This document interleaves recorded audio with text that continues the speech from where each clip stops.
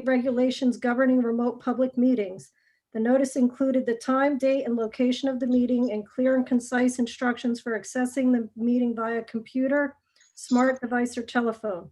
The agenda and all related documents and other materials were posted electronically on Princeton's meeting portal and made available for download at least 48 hours prior to the meeting.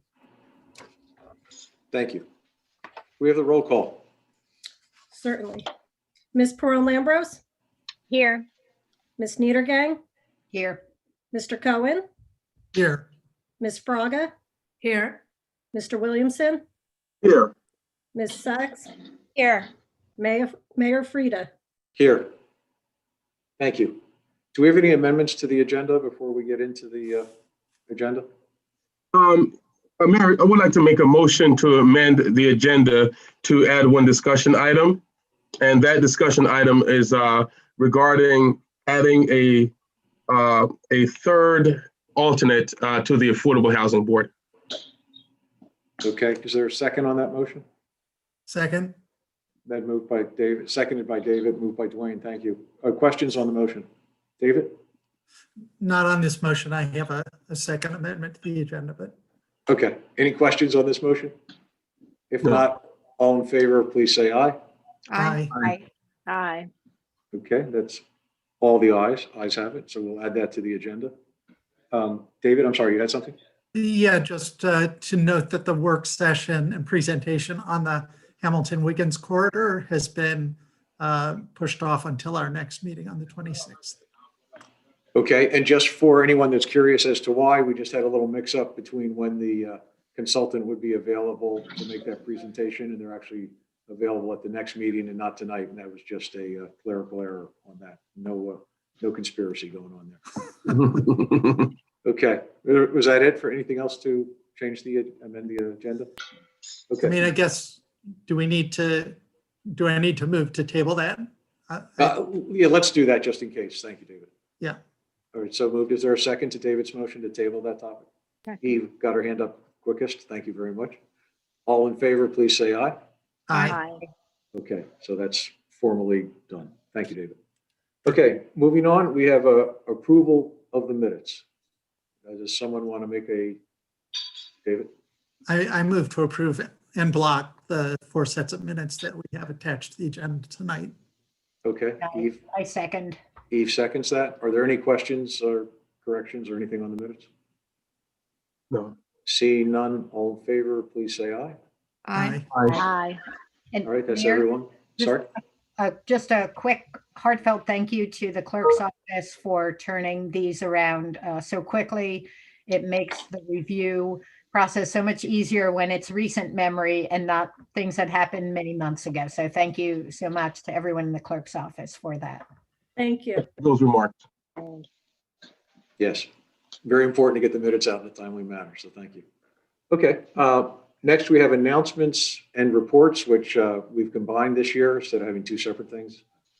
It might have happened sometimes in the past. Do we have council members that have reports or announcements? Eve? Thank you, Mayor. I have a couple of reports. I wanted to give a brief update on our administrator search. We posted an ad last week, and we should be getting our first set of resumes to review in the next day or two. So that's moving along, which is good news for Mr. DeField, who does want to leave us at some point. And then I also wanted to mention that the Sustainable Princeton Re-envisioning Landscaping Steering Committee met at the beginning of January to talk about that process of how we move towards a more sustainable form of landscaping using a environmental justice and social equity lens. And then this past week, Sustainable Princeton with the library had an event on sustainable landscaping practices, which was very well attended. But if you missed that, the webinar is available to view at the Sustainable Princeton website, and I assume at the library website as well, but I didn't check that. And it's really worth looking at as a way of starting to think about how you can maintain your lawn and your property in a more environmentally and social justice sustainability way. So that's it for me. Thank you. Thank you, Eve. Dwayne, you had your hand up, I believe? Yes, Mayor. I feel remiss because at our reorg, I failed to really talk about just the great things that were going on over at Corner House and Princeton Alcohol and Drug Alliance. So I just wanted to give just a quick, just to you, Mayor and Council, and the people of Princeton, just some updates on just some of the great work they've been doing over there. First of all, the clinical team is still treating clients 100% in the COVID environment. In fact, the clinical staff, well, they've been doing a lot of the treatments via Zoom, et cetera, of course. And actually, a team member actually developed a method of observing oral drug screens online. And other municipalities and other similar organizations throughout the state are actually modeling themselves, basically using that same model for their services. So basically, they're still giving a pretty high level of service and care in this environment. And just some other particular items. They have some student outreach programs that's continuing. They're continuing through Zoom. The staff actually created this past summer, so even though it's a little bit late, but I still think it's worth mentioning. The staff created an entirely online summer youth employment program for entrepreneurial development, and they actually had 40 youth members that were able to earn a paycheck while developing their own business plans. The prevention programs still continue on Zoom. They still have what's called a peer-to-peer program that Quarterhouse runs in the middle school with 8th graders that are doing peer leadership workshops with 6th graders. And I'm just trying to think if there's anything else mentioned there. They actually have, the last thing I'll mention there is they have a senior to senior program, which is still operating through the COVID lockdown. And it basically, participants pretty much enjoy virtually time. By the way, the senior program is where high school seniors work along with actual seniors, as in senior citizens. So basically, it creates I would say, a very peculiar type of friendship during periods of intense loneliness, particularly for a lot of our seniors. So we're extremely fortunate to have Corner House and the Princeton Alcohol and Drug Alliance doing what they do, and they really are a great and vital resource for the Princeton community. Thanks. Thank you. Were there any other council reports or announcements? Okay. Seeing none, next on the agenda, we have a presentation by the Princeton Senior Resource Center.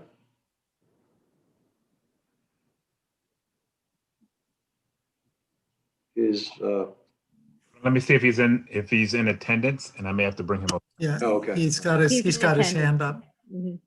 I am here. I was hoping to have an opportunity to, is there a way I can share my screen, Mark? I believe. Hold on 1 second. I'm going to put you back out. We're going to just start you all over again. Great. Please.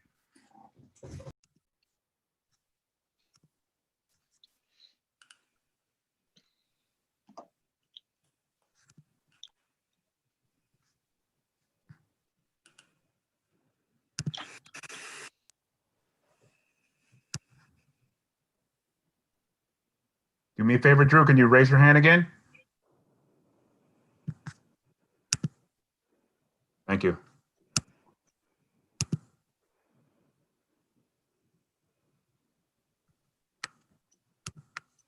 Should be able to do your screen now.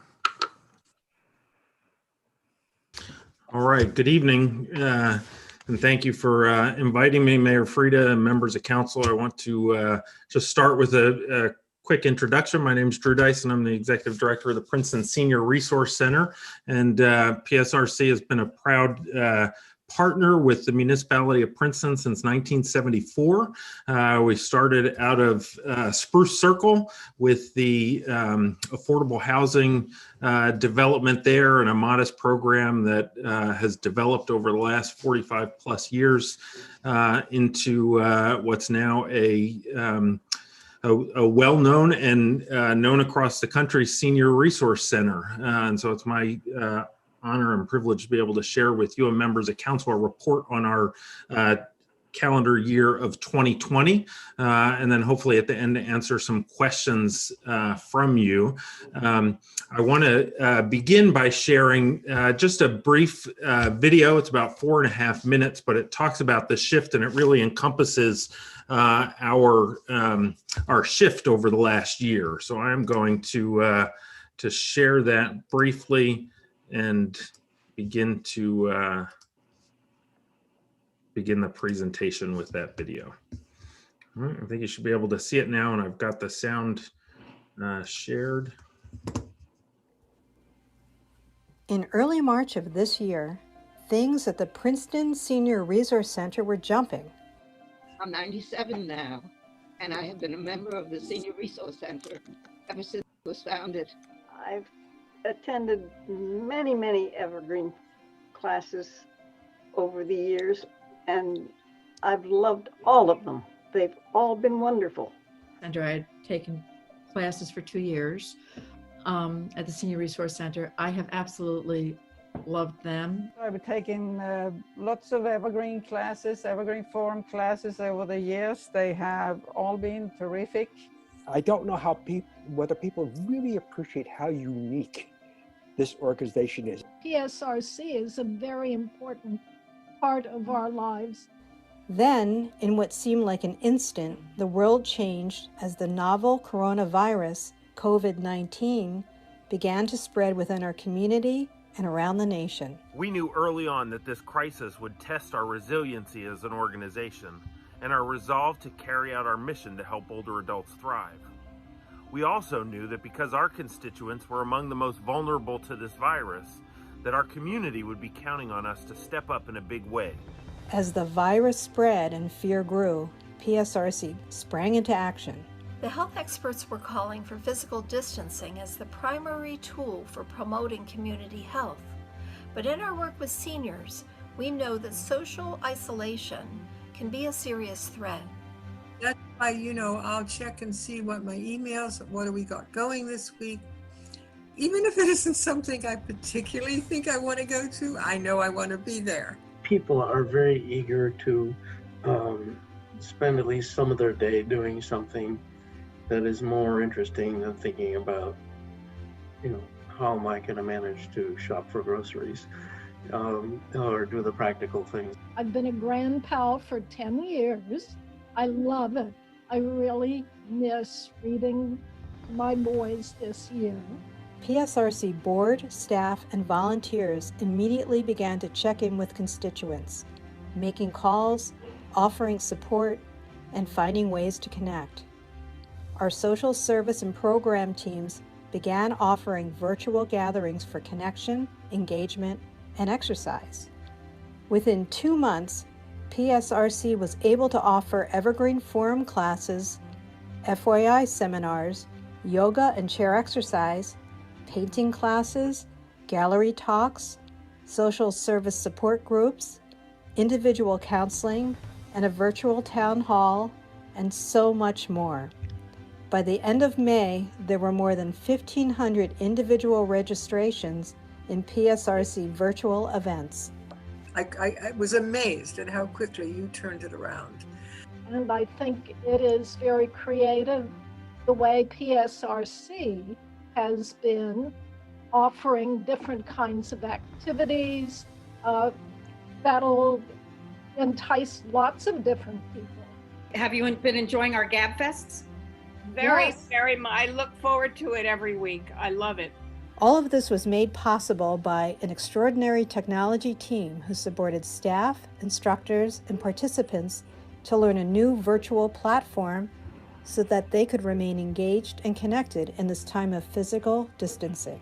I'm very pleased with this, as I am with your tech department. I've gotten help from them before this COVID thing, and I'm finding this Zoom keeps us connected.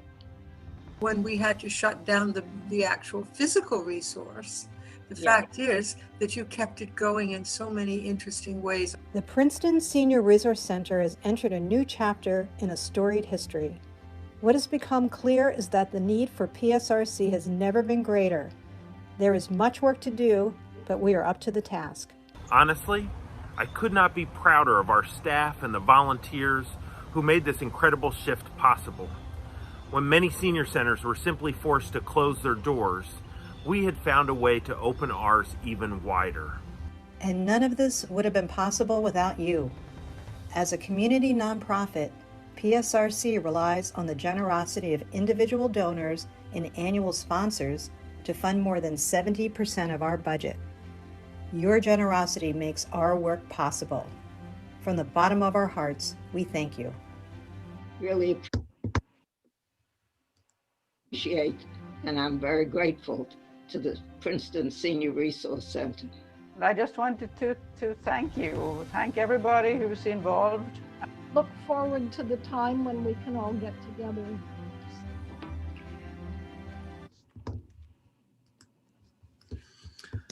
So I think that video kind of captures the story of the shift that PSRC, as well as so many organizations, have been through over the course of the past year.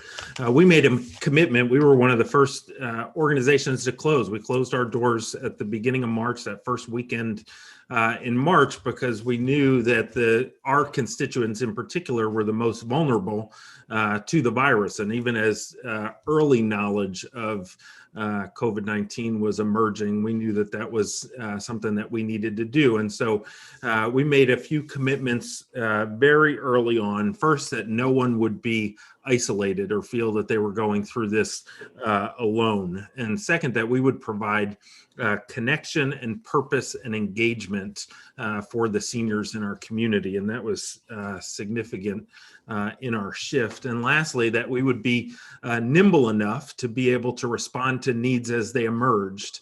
And so just to highlight a few things, we shifted online within 2 weeks. And when I tell people now that we operate a virtual senior center, most of the senior centers in the state of New Jersey have simply closed. They've done some telephone programming, they've done some minor Zoom programming, but the video that we constructed about halfway through the year, we've now had over 5,000 registrations for online programming. And that's gotten noticed by AARP and the National Institute of Senior Centers. Our tech department, that's made up of both staff and volunteers, is extraordinary in what they've been able to help our seniors do, because the commitment was not only do we want to teach people, and most of our instructors are seniors themselves, so we were teaching people how to teach on Zoom. Even you saw Stan Katz, a beloved Princetonian and member of our community, had never taught online before, and it was our tech staff that helped even Stan be able to move to a virtual format to teach using Zoom. And so it was extraordinary to do that, but also that people would be able to participate fully. And so we taught Zoom to over 800 people just with either one-on-one sessions. And if you can imagine in your mind a Saturday Night Live skit that our tech team repeated day in and day out, Mom, you're on mute, you know, as you go through that. That's been our work over the last 9 months. But in the midst of that, we developed several partnerships. Partnership with Corner House, as Councilman Williamson alluded to, our Seniors for Seniors program is a partnership that we have with Corner House that myself and Gary de Blasio reached out, and Reva, who's on their staff, and our social worker, our director of our social services, paired to, partner seniors with seniors. And the stories that they tell are extraordinary of the relationships. And it's interesting because both groups felt that they were helping the other. The seniors in high school thought that they were helping the older adults. The older adults felt like they were giving community service opportunities to the seniors in high school. And the stories that they tell are extraordinary in how they got exactly opposite of what they thought. Both thought they were going into it to give, and they ended up receiving more than they could imagine. We worked with Councilman Cohen on the Neighborhood Buddy Initiative and sponsoring that. a month into the program, we knew that seniors were having incredible difficulty with meal delivery. So Crosstown, as you know, our Crosstown transportation program closed. And so we worked directly with Ride Provide and Greater Mercer Transit to provide a program called Safe for Seniors that used that system, and PSRC subsidized it. So for seniors, cost of $3 per delivery could have someone pick up groceries for them or other things and be able to provide that service as well. PSRC took a lead role with all the social service agencies in the community to talk about things like food security. We met weekly, every Friday morning. Churches and nonprofits in the community were all gathering arm in arm, and many of the nonprofits that we have worked alongside one another for a long time, but this crisis gave us an opportunity to coordinate. And so we brought those groups together. We had the YMCA and the YWCA as part of that. We had most of the nonprofit community that did social services to share in that together. In the summer, as we were as a nation dealing with a reckoning on race, we hosted a symposium on race for our senior participants. One of our key features of that was inviting the Office of the Attorney General, the Director of the Civil Rights Division, Rachel Weiner-Apter, came and did a presentation, and that gave rise to discussion groups with our participants around inclusion and justice and what that looks like in the senior community. We have partnered with organizations in Princeton on LGBTQ inclusion and how we provide spaces for seniors of all different identities and orientations, and that's an important growing part, a growing feature of older adulthood now, and how we can advocate and be a part of that as well. So those justice components are also part of what we've done. And so we had an incredible year. It's been an exciting year from our program standpoint, from our social services standpoint. We have, as a board and as a staff, connected with all of our constituents a number of times to do regular check-in calls. We have seniors paired up with home friends doing virtual visits. And in the midst of that, PSRC committed to expanding our facilities. As you know, we are currently housed primarily at Suzanne Patterson, but we rent facilities for our programming around the community. And so our board made a decision to supplement our home at Suzanne Patterson with additional space for offices and programs to eliminate our need to rent, but to supplement what we have at the Suzanne Patterson with the purchase of a 12,000 square foot building at 101 Poor Farm Road.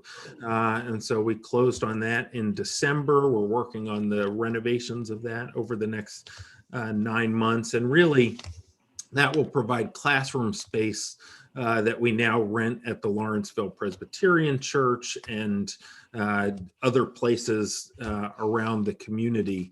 And that will primarily be a learning center. It will supplement, as I said, Suzanne Patterson, which provides the gym and the space for our aerobics classes and other things, as well as being a spot for our administrative offices. We have a staff now of, we've grown to a staff of 20 people. And we've got, we have a 500 square foot office area that houses 9 of us, and then others spread out across the buildings. And so that will be a space for our administrative offices as well. And so that I talked to our liaison, Eve Niedergang, and we I wanted to share what our plan is for Suzanne Patterson and what that would look like in a couple different scenarios, because I know that's been a discussion. And so we have a short term, in the short term, or a small scale project, depending on the council moves forward with facility questions and other things. The Suzanne Patterson space for us would be converting what's now office space and some of the broken up rooms in the two primary classroom pods and making those into large classrooms that would be able to host classrooms or host classes and or art classes and other things. And so the modest proposal that would be a 2 to 5 year proposal if we were thinking short term would really be focused on converting those office space into classrooms. We believe that we could do that in the $250,000 range, and it would have some other modest. It would be building that interior structure such that it would be able to host the classes and convert the office space. The larger project that we envisioned initially, that if we were to be long-term in Suzanne Patterson, we wanted to address things like the welcome and lounge space where our participants can come and gather together before or after. So some more social spaces for the older adults, as well as renovations in the kitchen and bathroom, and efficiency and environmental issues. We worked with, and we have a proposal and evaluation by Sustainable Princeton on some of the efficiency issues that are there at the Suzanne Patterson building, and how we can be more environmentally efficient and conscious in that. So that's the vision for the building and how we see the possibilities for moving forward with that. So I am happy to answer questions. It's been a crazy year and a wild ride, but thank you for the time to share that with you all. Thank you, Drew. Michelle. Awesome. Thank you, Drew. That was great. You're doing a wonderful job. It's such a wonderful service for all of the residents. I'm just wondering, when we look at facility planning and the things you want to do to continue to do the service that you're providing, how is it going to work for you, and how is it working now that you're kind of split between Poor Farm Road? And is that something that would you imagine ideally being under one roof at some point? I mean, what's the vision for how that's going to work? The vision for us, we really adopted, we looked at some senior resource center models, senior center models, and we really were intentional about a multi-site, envisioning a multi-site. We're multi-site now because we've got, the places that we rent, but also Spruce Circle with our contract with the Housing Authority. So we really envision the multi-site model. What we cannot replicate is in either our Poor Farm Road building or most other spaces is the gymnasium, the exercise class. That's it's such a critical piece for seniors that we have that space for, exercise classes and for large gathering spaces. So what we have is, even with our new facility, is classroom space, but we don't have large facility space. And that's really that's why we envisioned it multi-site. We've had some conversations with the Mercer County Transit on extending the bus route that goes all the way up Bund Drive to those medical facilities. It does loop right past the Poor Farm Road facility. We would envision conversations as well. I know we've had some initial with the Transportation Committee of Princeton when it comes to, the freebie and other things as well, to be connected. What we find is that ideally, 90% of our people drive. They drive to the senior side. It's a small percentage that don't. And so parking was a big thing. Some of you who've been on the council for a long time may remember there were plans drawn up about 8 years ago to add on to the Suzanne Patterson building, to actually do an addition above and out into the courtyard. And ultimately, unless you're going to build a parking garage, the limited parking that's there really doesn't support a larger program space. It just didn't make a whole lot of sense from that. The Poor Farm Road site sounds perfect then in terms of what you're doing now and having the space and the parking.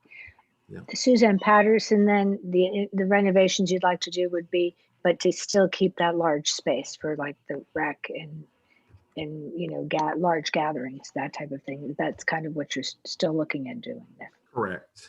Yeah. Okay. Do we have other council questions? Thank you. Mia.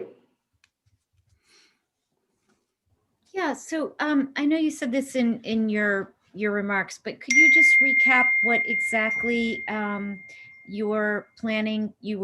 The short-term plans for the Suzanne Patterson Center. It's a reconfiguring or enhancement of the sort of physical movement, athletic facilities, and also some office space.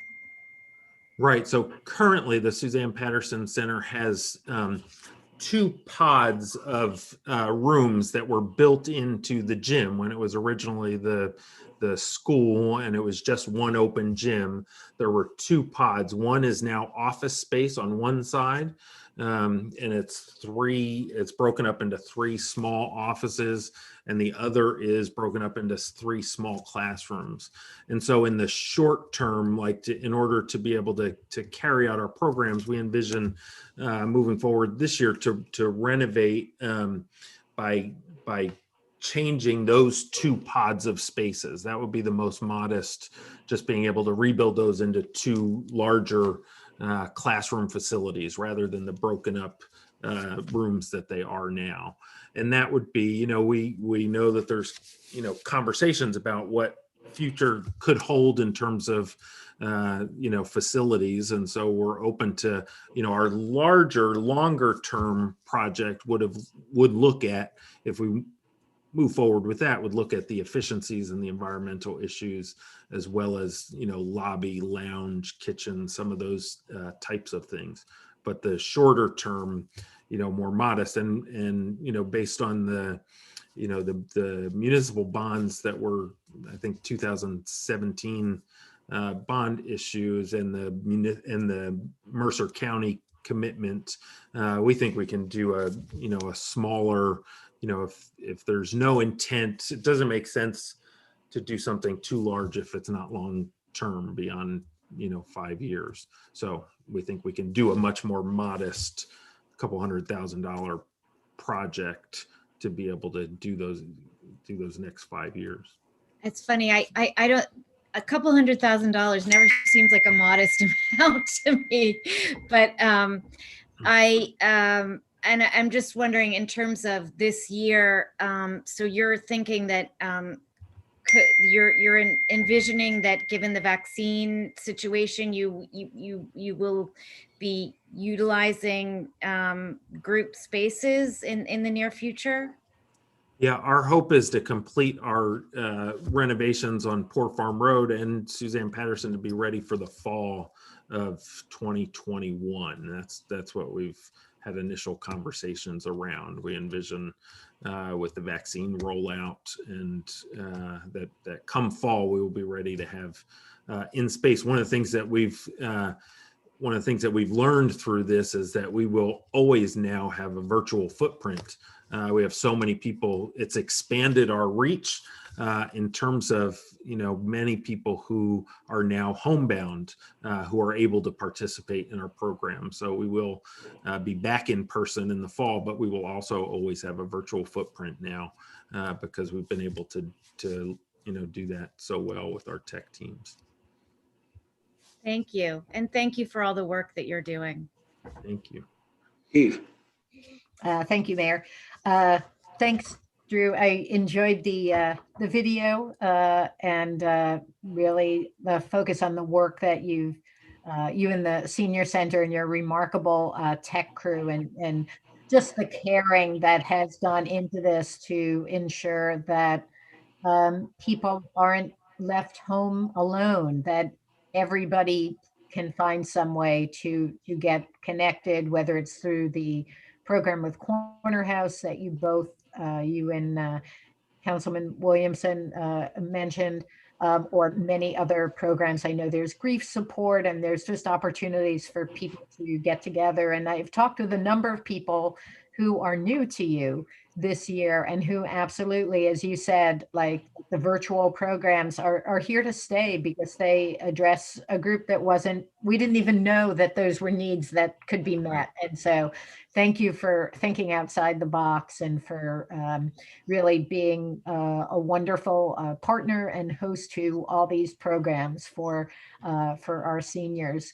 And I just want to follow up to Councilwoman Sachs' question.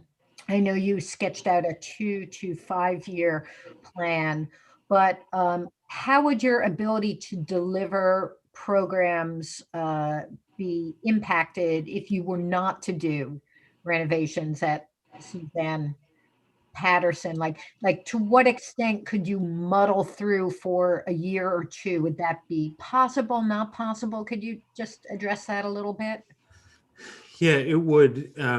I think that the challenge would be it would cause us to need to continue to rent space. So the space that we're building at Poor Farm Road and renovating at Poor Farm Road is replacing space that we now rent in other places. And so that's really the greatest challenge for us. The idea, being that we move our administrative staff out of those offices is so that we can open up additional programmatic space.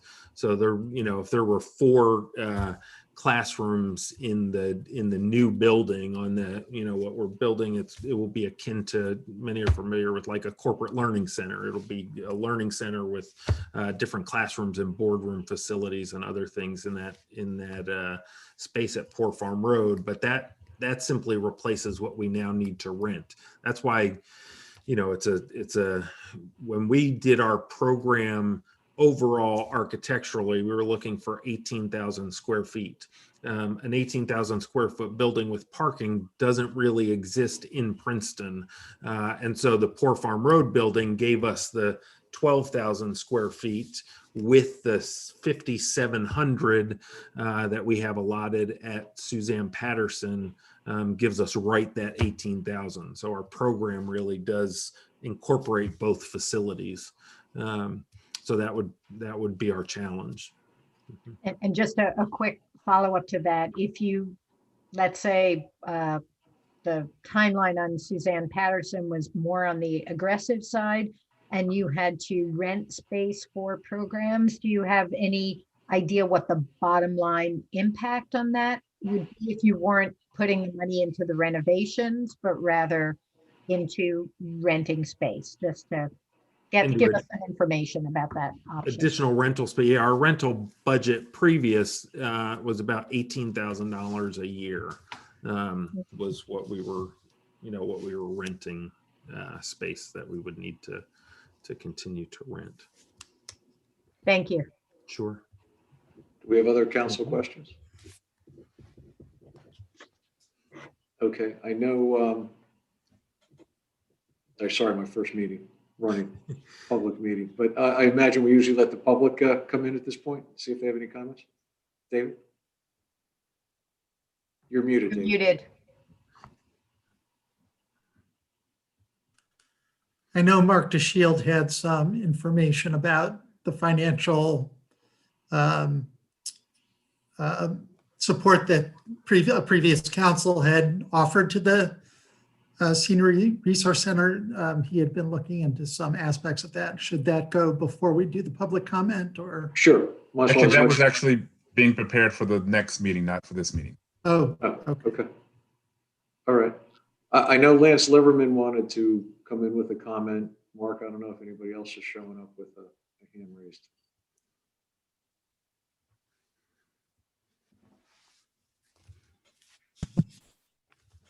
Does Lance have to raise his hand? Oh, there. All right. Yeah. Can you guys hear me? Yes, Lance. Yes.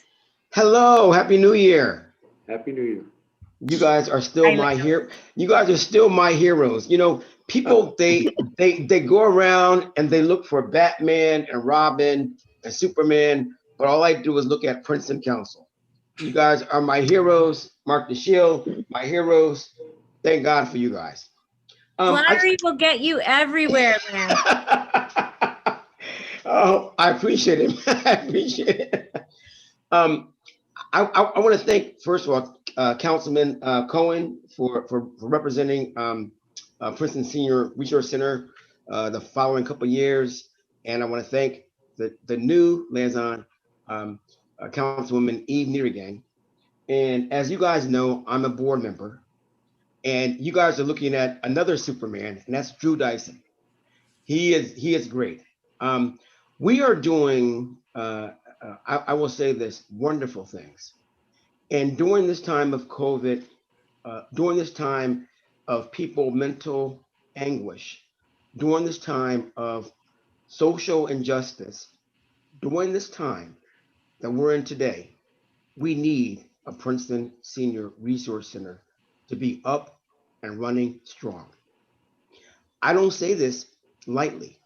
The folks that we are helping are unbelievable, and we're doing a great job at it. And I know some of you are saying, why renovate the Susan Patterson Center at this point? But let me tell you, it is needed. The renovation is needed. The work we're doing there is needed. And I'm just here to just say, search your hearts and please support the Princeton Senior Research Center at this point. One thing on council, as I knew for years, is if you can have an organization that can pay for many other things on their own, for instance, raise funding and so forth, and move forward, then we try to support that. And I hope that that same philosophy is based in all you guys.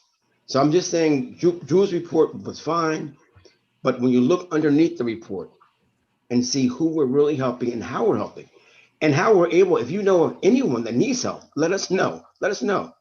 Our mothers, our fathers, our uncles, our aunts. There are many people that need help. We recently knew of a case of a woman and a senior who had issues walking, who had issues breathing, that we went ahead and purchased a device to put on her neck. So if she would fall, we will be there for her. These are the things that, Drew's not going to tell you this, but I'm going to tell you this. These are the things that we're doing. And I think it's so important. So, we have to look at the least among us sometimes and try to help them.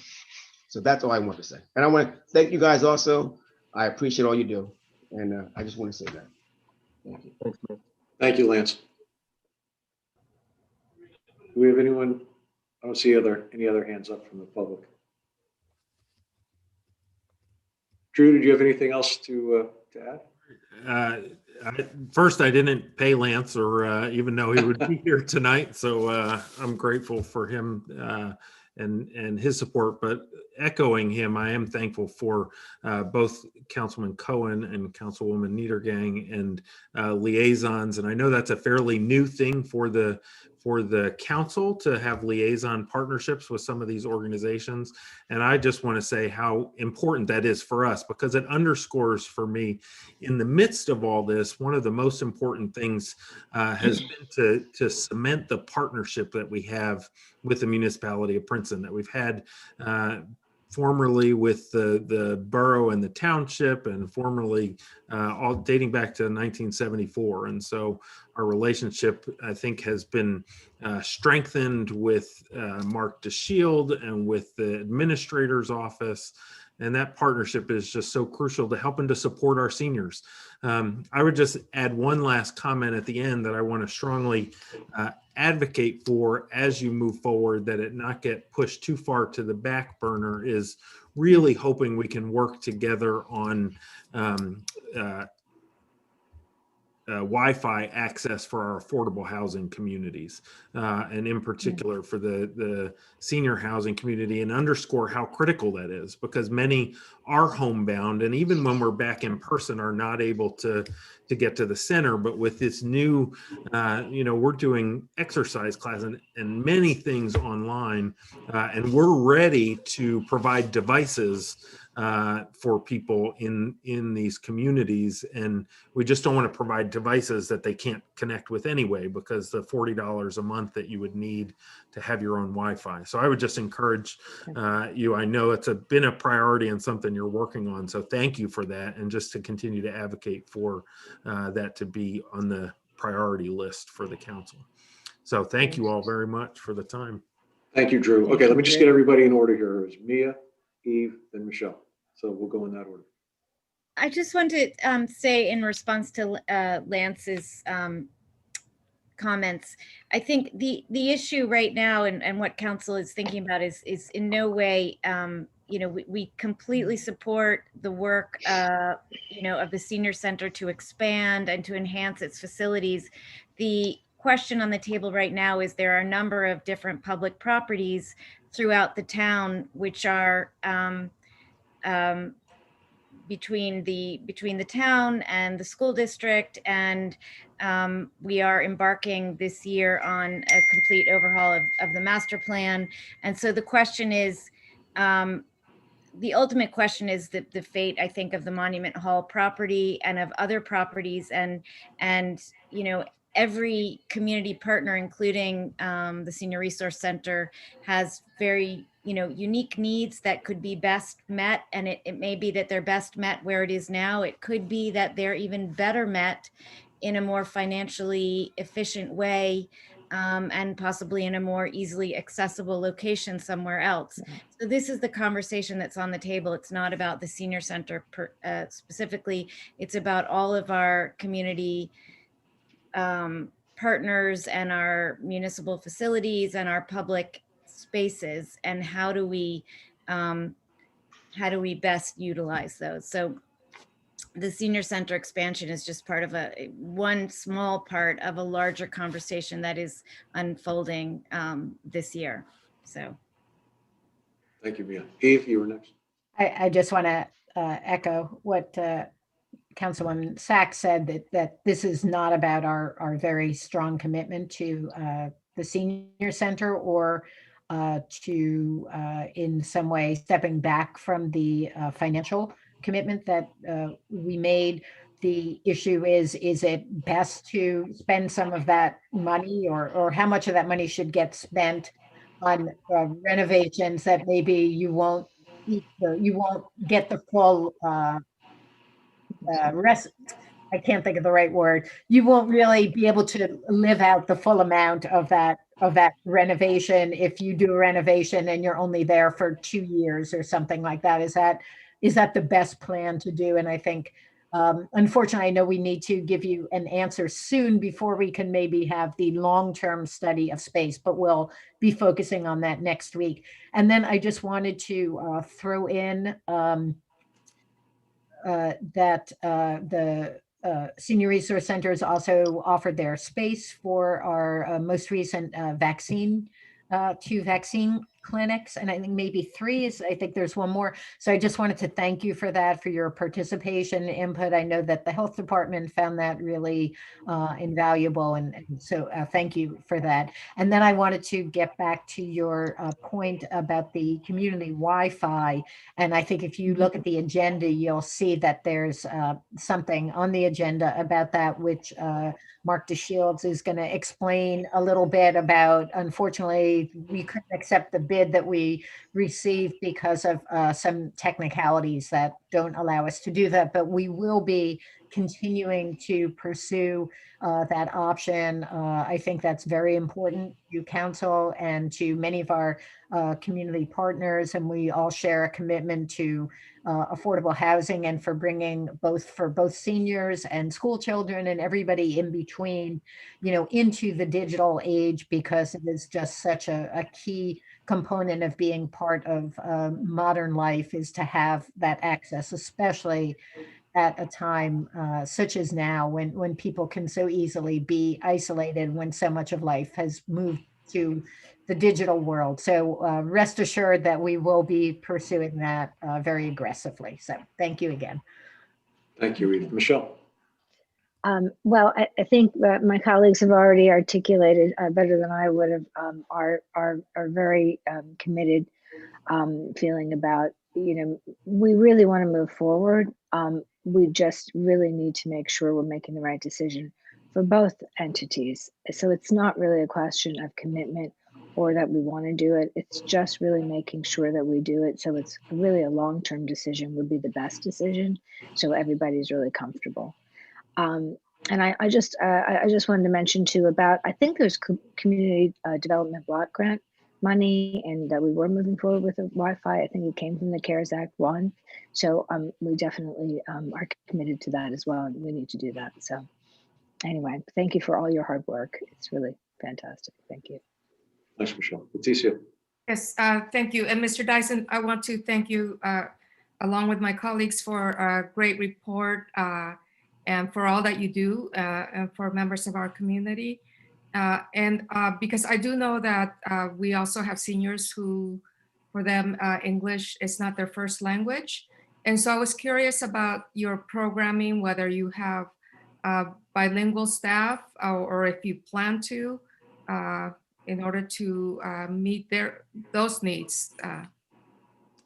Right. We currently do work on much of our communication to try and have translation into, I know when we do, particularly when we put out bulletins about important things that are happening through the senior center, to put them out in different languages to make that accessible. It is in our planning to expand into bilingual and in our communication and in our programming, because we know that that's something that's very important. We offer classes that are language classes right now, but we are working on how do we expand our programmatic offerings to make sure that we're offering things that are in different communication languages. Thank you. That's great to hear. Yep. Thank you. Okay. Any other questions for Drew? All right, Drew, thank you for being here tonight. All right. Thank you all very much. Take care. Okay, I don't did. interrupt you. I just wanted to check before we go on to our next presentation, since we We're, changed. we're going back to staff reports. Yeah. Yep. Okay. So our health officer, Jeff Grosser, is here, and I know we've had some comments from emails and text messages from some of the public this evening. So Jeff, I think you are the main topic here. So if you could update us on where we are. Sure. Vaccine. Thank you, Mayor. Good evening, Council. I would like to just provide a quick update in terms of where we are with the vaccine rollout in Princeton, as well as the rest of New Jersey. As many of you are aware, there's a few different ways that people can make appointments. And right now, there's been quite a bit of concern over shortages of vaccine. And I want to talk a little bit about, how to make an appointment, what the process looks like in Princeton, and how we see this moving ahead. So right now, as a Princeton resident, if you're eligible to receive a vaccine as part of phase 1A or 1B, you can make an appointment directly through one of 300 designated sites right now that are available on the New Jersey COVID website. You can also pre-register through the New Jersey vaccine scheduling system, also known as VSS. And then, depending on your employer, select healthcare facilities are also providing vaccines. This has all come about within about the last week or so when the New Jersey vaccine scheduling system came online. 2 weeks ago, Princeton made the move to create a local wait list. And the purpose of this was to try to give us a little bit more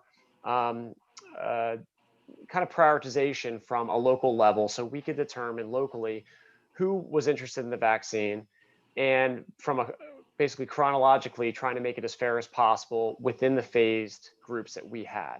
So we created a wait list, and contrary to many other municipalities around the state, It quickly grew a lot of popularity, and as of this morning, we are upwards of 25,000 individuals that had registered for the site. Now, of course, when you go through that wait list, people register twice, they'll register 3 times. And so we worked through that list today, and we were actually able to make it down to about 20,000 individuals. Now, remember, because this is a federal vaccine under EUA, any individual is eligible for the vaccine from anywhere. So they could be from any part of the state, not necessarily just Princeton. And we're trying to be as fair as possible. And as you can all imagine, to try to make this equitable, we're trying to ensure that the individuals that registered for our site first are hearing from us first. And we've already scheduled some of those individuals for an upcoming clinic, but I have to reassure people that the shortage of vaccine that they're hearing about from a national perspective, if you make it down to a local level, the Princeton Health Department right now only has 300 available doses. And last week we administered 500. And I do want to go back and just thank Drew Dyson and the Princeton Senior Resource Center for their facility, which was fantastic. They had a lot of volunteers for the site, and we were able to put through that site 250 individuals on each day. And I feel like from moving ahead, we could probably put through about 500 individuals once or twice a week because of the scale of the operation and because of the workforce that we have. So when you think about the wait list that we have, upwards of 20,000 individuals, we are not only trying to schedule as many of those individuals as possible, we are also realistic, understanding that vaccinating 20,000 people by the Princeton Health Department is not necessarily realistic. So we're trying to also communicate to them the individual the information that I just talked about with the different places you can go pre-register. We have a few different healthcare systems that are in our area that are also opening online portals: Penn Princeton, RWJ Hamilton, Capital Health, which is also opening up a mega site at the Cure Arena. So there's a lot of opportunity out there. There's just not a lot of vaccine. Over the course of the next few weeks, we're going to see a little bit of a shortage compared to what we've seen the last 3 weeks. Again, we were just the 3rd local site in the county to open up. Our priority so far has been for healthcare workers, which were 1A.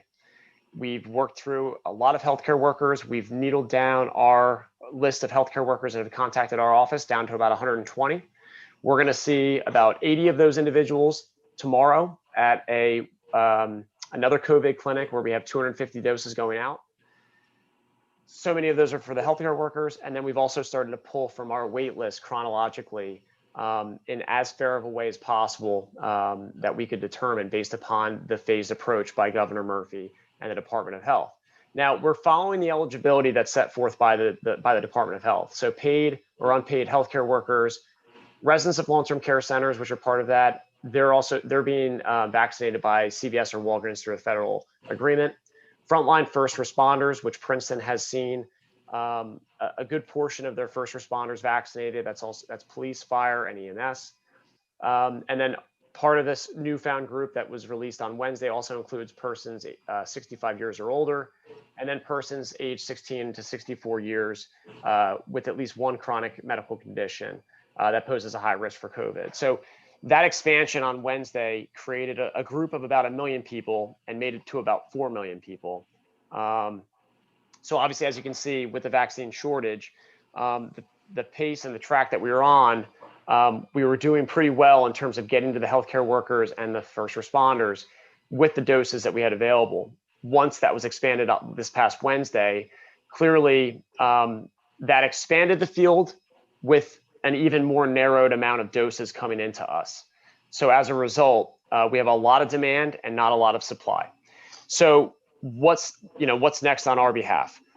So tomorrow, we're working in conjunction with Princeton University. We ran 2 successful clinics last week that we wanted to demonstrate and show them. They were gracious enough to allow us to use one of their locations. So we're going to show them kind of the ins and the outs of storing the vaccine, utilizing the vaccine, vaccinating individuals. So we're going to vaccinate some of their healthcare workers, which are part of 1A. We're going to be vaccinating healthcare workers from around Princeton. And then we're going to start vaccinating individuals from our 1B wait list.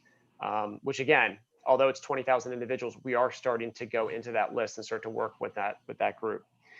After that, we've put in orders for additional vaccines so we can continue to vaccinate our local community.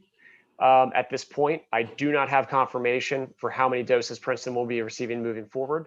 I did hear today, however, that Mercer County will be receiving only 800 doses each week for the next 3 to 4 weeks. So as everyone can imagine, if you do the math, 800 doses per week is obviously not a lot if you think about it across the whole county. So those doses are going to be allocated based upon probably population percentage breakdown for the county. And that was the way that it was handled the last couple of weeks at the localized pods. If you've signed up for the Princeton wait list, and we've received this question a few times, when will you be notified? Well, as you can imagine, emailing 20,000 people is not part of my Outlook permission. So I'm working on that, and we're going to be trying to get something out to everybody tomorrow. And it'll have instructions for what's going to happen next, as well as every resource that we've found available and every portal that people have had success in receiving vaccine through. And I do want to mention one last thing. One of the reasons why some of the healthcare systems have had success in making these appointments and having more doses of the vaccine is because the hospital systems were initially identified as being able to store the Pfizer vaccine, which has to be kept at a super cold temperature. Most local health departments don't have the capacity of, or other clinics. They were coming in shipments of about, I think it was 1,000 doses of Pfizer. Moderna can come in a couple hundred doses. And also the storage for the temperature is more achievable for local health departments. The healthcare systems were able to acquire multiple shipments of the 1,000 doses. So you can imagine they've got thousands of doses depending on where they are, whereas health departments are only getting a couple hundred in each batch, which is what's happened in Mercer County. So I guess, kind of in conclusion, I know there's going to be some questions, so I want to open up some time for that. I just want to say, I want to urge some patience, because at this point, the vaccine has only been deployed in Mercer County as of the last week of December. We vaccinated a good percentage of our healthcare workers in and around Princeton. We've also vaccinated a lot of our first responders with the limited doses that we've had. We have to continue to educate residents in terms of where they can go to get vaccinated. There's a number of large-scale sites that are going to be up and running, really probably within the next week, but definitely by the end of the month. Mercer County Community College is also coming online as a regional site that we're going to try to put some effort into as a department. So I just want to urge patience. At this point, we are really doing the best we can, and we're trying to get back to everybody as quickly as possible. And we want to vaccinate everybody that wants to receive the vaccine. So I just want to mention to everybody that, our office is taking a lot of phone calls and emails as expected. Please, have patience there too. We're trying to get back to everybody as quickly as we can, but we receive about 300 to 400 emails a day and about 300 phone calls a day. So there's about 6 of us. So I just want to let you guys know, just please have patience. And if you can't get in touch with me, feel free to reach out to your council person and or Access Princeton, and we'll try to get back to you quickly. Thank you, Jeff. Council, I just want to give you an update. There was a call earlier today that the governor's office put together with the Department of Health. And so there's just a little more information on this. As Jeff mentioned, there's only 100,000 doses that come into the state per week. And so they go to long-term care facilities. They get split amongst all the counties. The allocation, as Jeff said, to Mercer County is only 800 doses per week.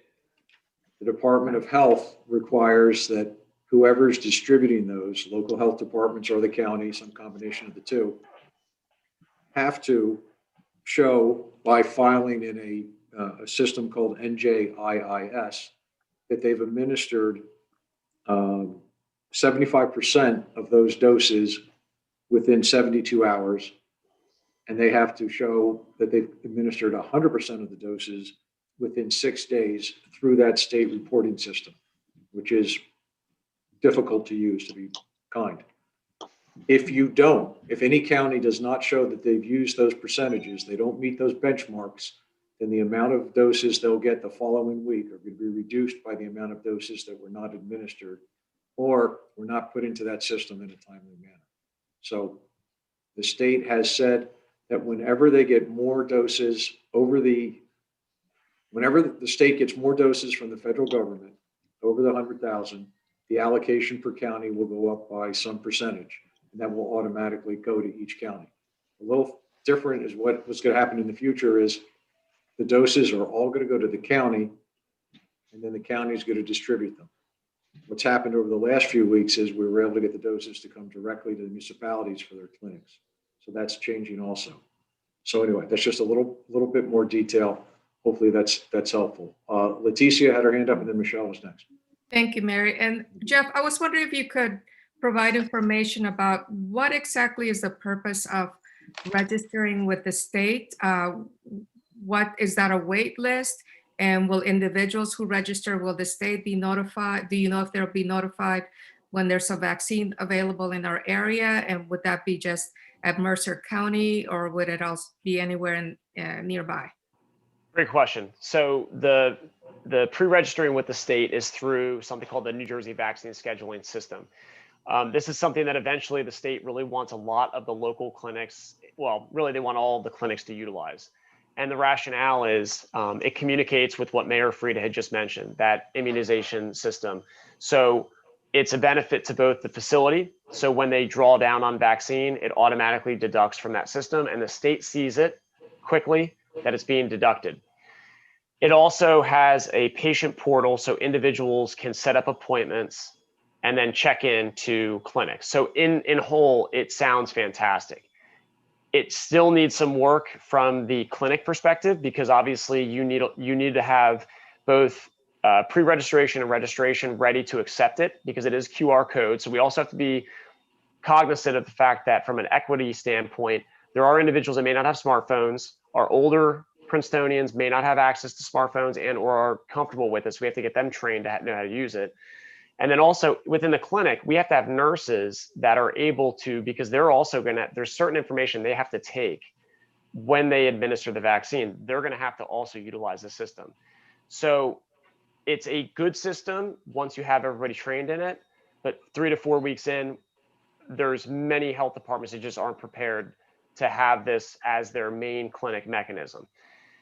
But that being said, the larger systems like the healthcare systems that do this for a living, they have electronic health records that deal with systems just like this, in more cases, probably more complicated.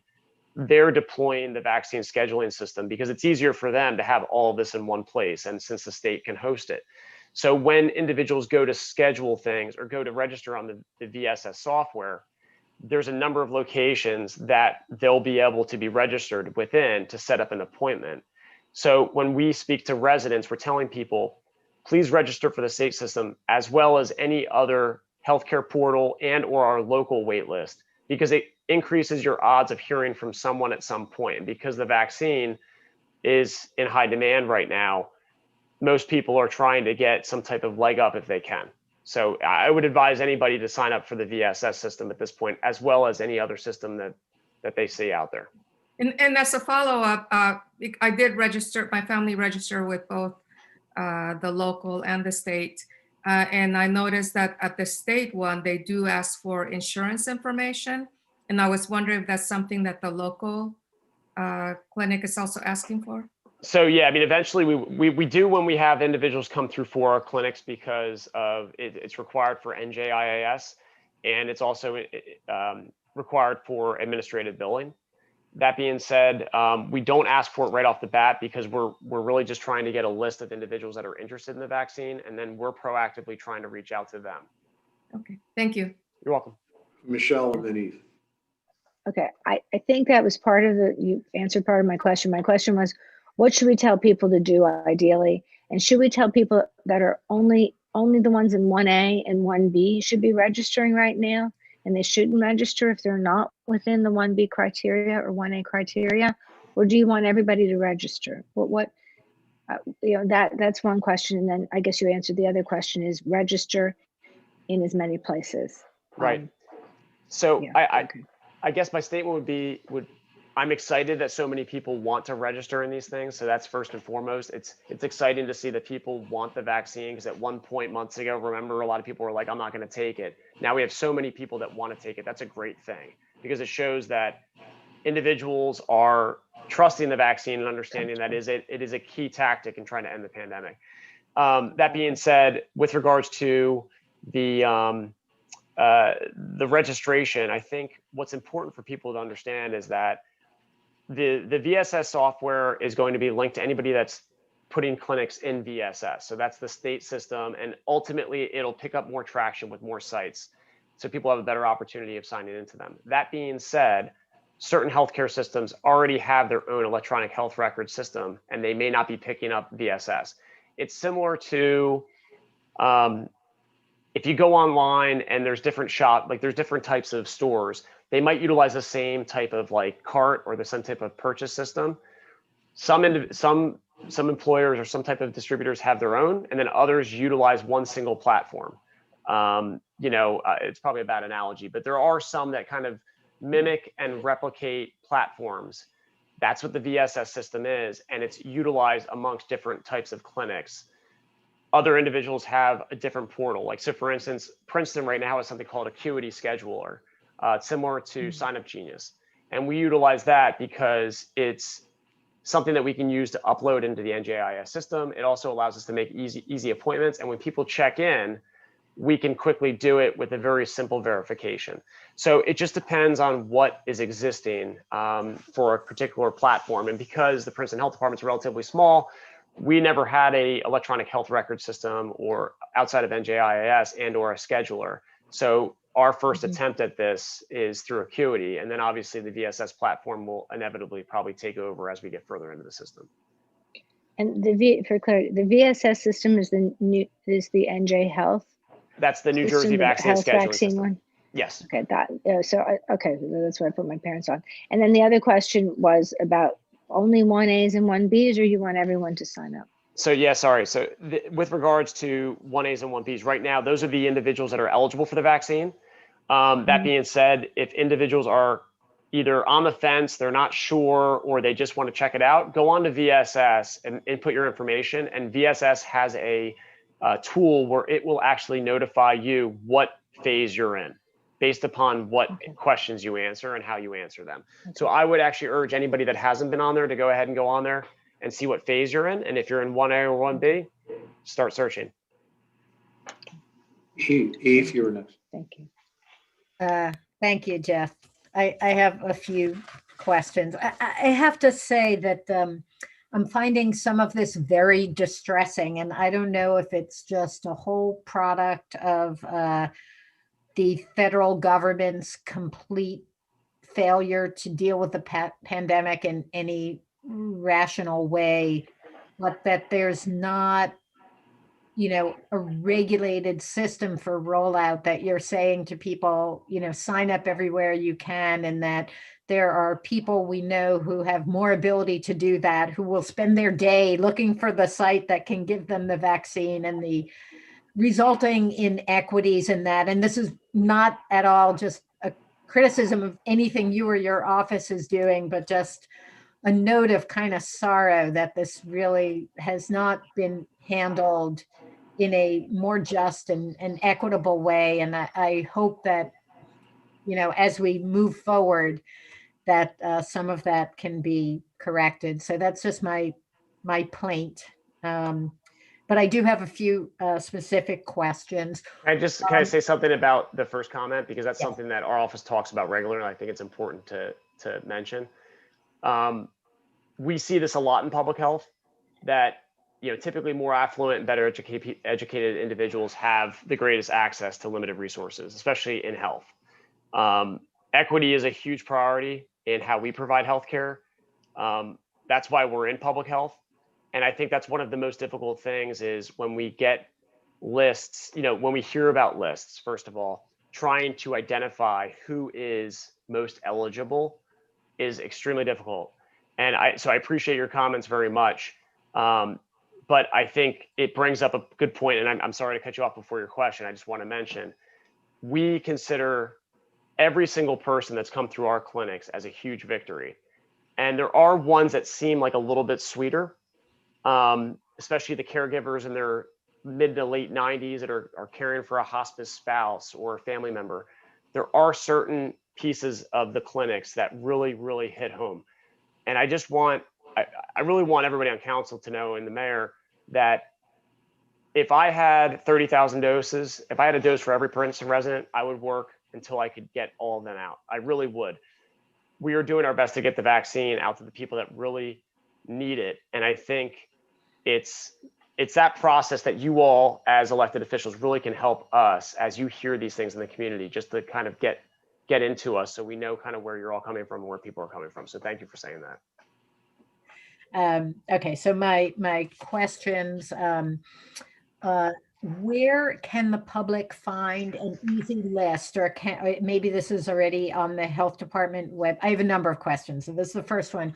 Where can we find, public find a list of the pre-existing conditions that would move you, if you're between the ages of 16 and 64, into this 1B, or is it B1 or 1B?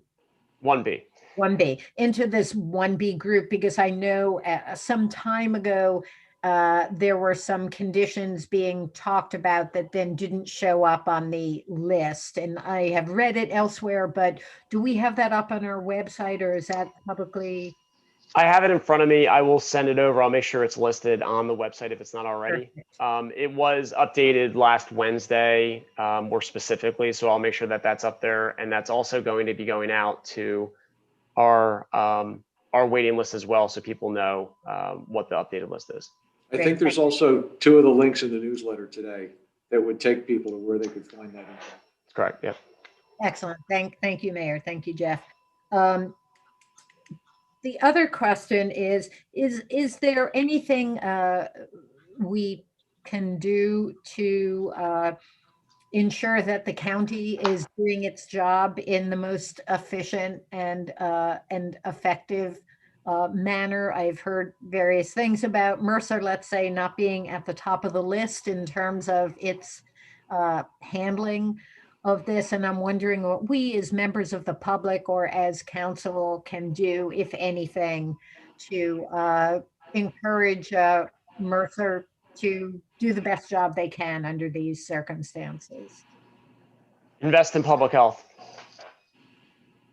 I mean, you know, their department's extremely small, and I'm not saying staffing solves everything, but I would imagine that the health department at the county level is one of the smallest ones in the state, and it's covering a pretty significant population. So the population needs public health, and public health needs some resources. So I think in the short term, well, that's the long-term goal, excellent goal, but in the short term.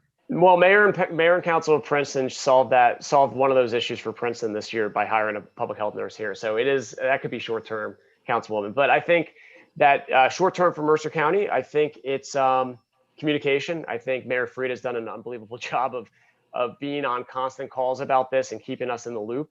And I think it's urging the county to open up a regional site and get that done. I know that's happening, I believe, later this week with Capitol Health. And making sure that Princeton residents know about the resources that are available to them through these larger regionalized sites. And like I mentioned, you know, on the previous question, helping us with getting the word out, because you have a lot of constituents in the community, and getting the word out to them about where they can get vaccinated in the next couple of weeks while supplies are low will help us tremendously as we try to get the word out to all the phone calls and emails that are coming in. Okay.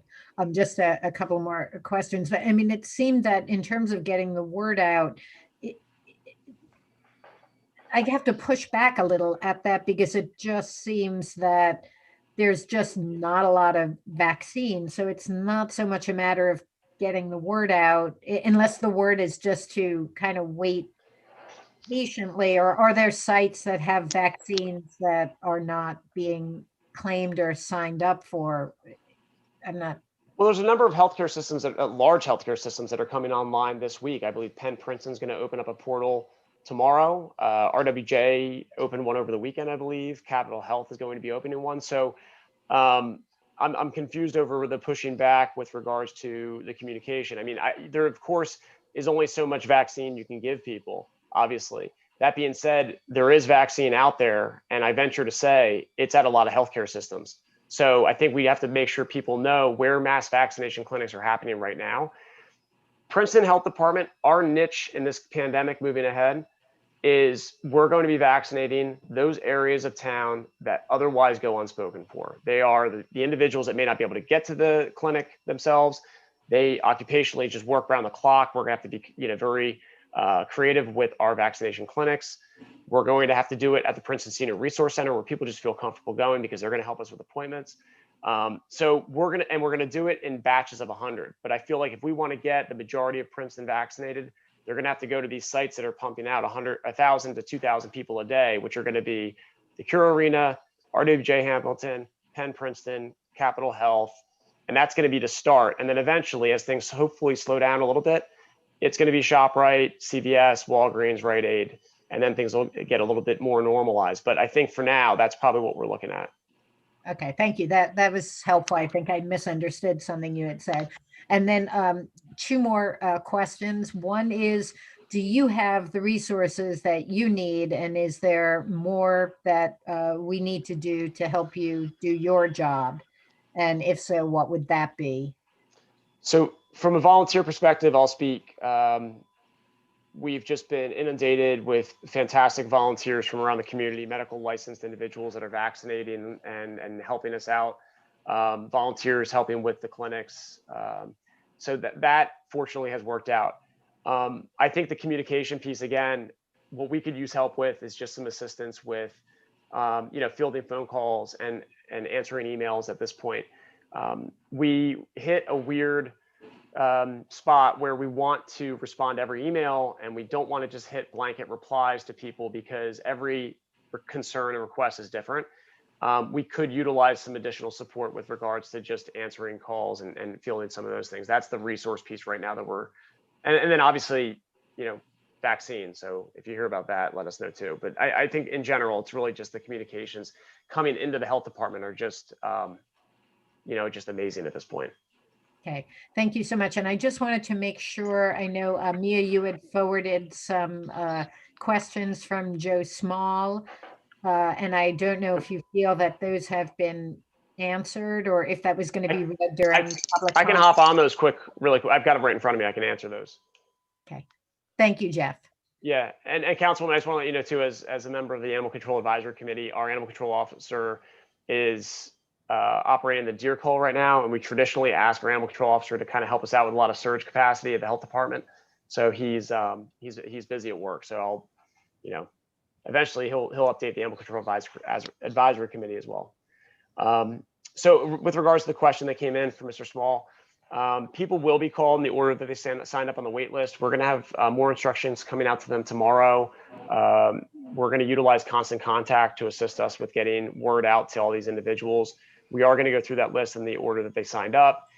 We are calling them by categories, 1A, 1B, 1C, et cetera. So we are still working through 1A individuals in the healthcare system, but we're starting to get into the 1Bs because our 1A group is starting to get smaller and smaller, which is great. In terms of calling people by age, oldest first, youngest first, again, we're going by the phases. So we have a group for 65 and older, and then we also have the group with pre-existing conditions that are 18 to 64. We're not calling individuals alphabetically by last name. And that's going to be the system that we utilize locally as best as we can. And then obviously, as we find out more information about localized other mega sites, we're going to try to get that information out to these individuals as quickly as possible. And I agree very much with Mr. Small that it's really important that this is fair and equitable because there are a lot of people that want this vaccine. So we're just trying to make sure it's as fair as possible. Thank you, Jeff. Mia had her hand up and then Dwayne. Yeah, just to follow up on Joe's question. So in terms of people, within the people who signed up, and within, I guess, you have some age categorizations, but is there any additional prioritization that you're able to do? Like any sorting within, because those are still pretty broad categories. Yep. I'm just wondering, do you feel confident that you're really able to prioritize the most needy with? Thank you for bringing that up. So tomorrow when we send out the information about the additional portals that are opened up, we're going to be sending out some brief information that we're looking for to help us specify the groups that these individuals fall within. because we sent out that original list before the Wednesday announcement with all of those additional things going into 1B. So we're trying to refine the prioritization list based upon the information that came out Wednesday. So tomorrow, when we give out the other information, we're going to request just a few additional pieces of information to try to prioritize that and strategically distribute the vaccines as much as possible. Again, it's with a very limited number of doses. So typically, like even for the clinic tomorrow, we took that first group because we had the vaccine available. We sent out an email to that number of people, and we had a 95% response rate on that, obviously, because the vaccine's in high demand. There is a little bit more information we need to receive from these individuals. So we're going to be trying to find that out and just fine tune it as we move along as the guidance changes. Thank you, Jeff. Yeah, thank you, Councilwoman. Dwayne? Thanks, Mayor. Jeff, thanks for all this very useful and actually essential information. A number you put out was kind of distressing is the word, but distressing to me. You mentioned that the state is only getting 100,000 doses per week. So presuming that the goal is universal vaccination, you think of the New Jersey population being about 9 million people. You're talking about 90 weeks before, and I know not everyone wants to get vaccinated. You have anti-vaxxers, you have other people have other reasons or whatever. But we're talking about just under 2 years, over a year and a half before we can achieve that. I'm just, it's part comment, but I'm also wondering, and I know incoming President Biden talked about, his plans about how many people can get vaccinated, but do you have any idea of any projections as far as increasing supply? I know you're talking about the limited dosage, but I don't know if you're privy to any information about how supply would go up in the future. So with regards to the increase in supply, I can't speak directly to the shortage that has occurred. I'm assuming it has to do with the fact that there was probably more uptake in the beginning than was originally anticipated for. I also think that initial doses that were allocated because of the difference between the Pfizer and the Moderna, I think the community saw a lot of Moderna, and I think the healthcare system saw a lot of Pfizer. So I think you're going to see quite a few healthcare systems have more openings because they've had the Pfizer, they have a significant amount of it. And as they open up those portals, they'll be able to vaccinate individuals. The unfortunate part is local public health and health departments in general get the lower number of doses just based upon the way Moderna was shipped out in the beginning and the way that it was allocated out in shipments. Because to your point, if you're looking at data, 800 doses per week, if you look at Mercer County as a whole, would take 10 years to vaccinate. So clearly 800 doses is not going to cut it.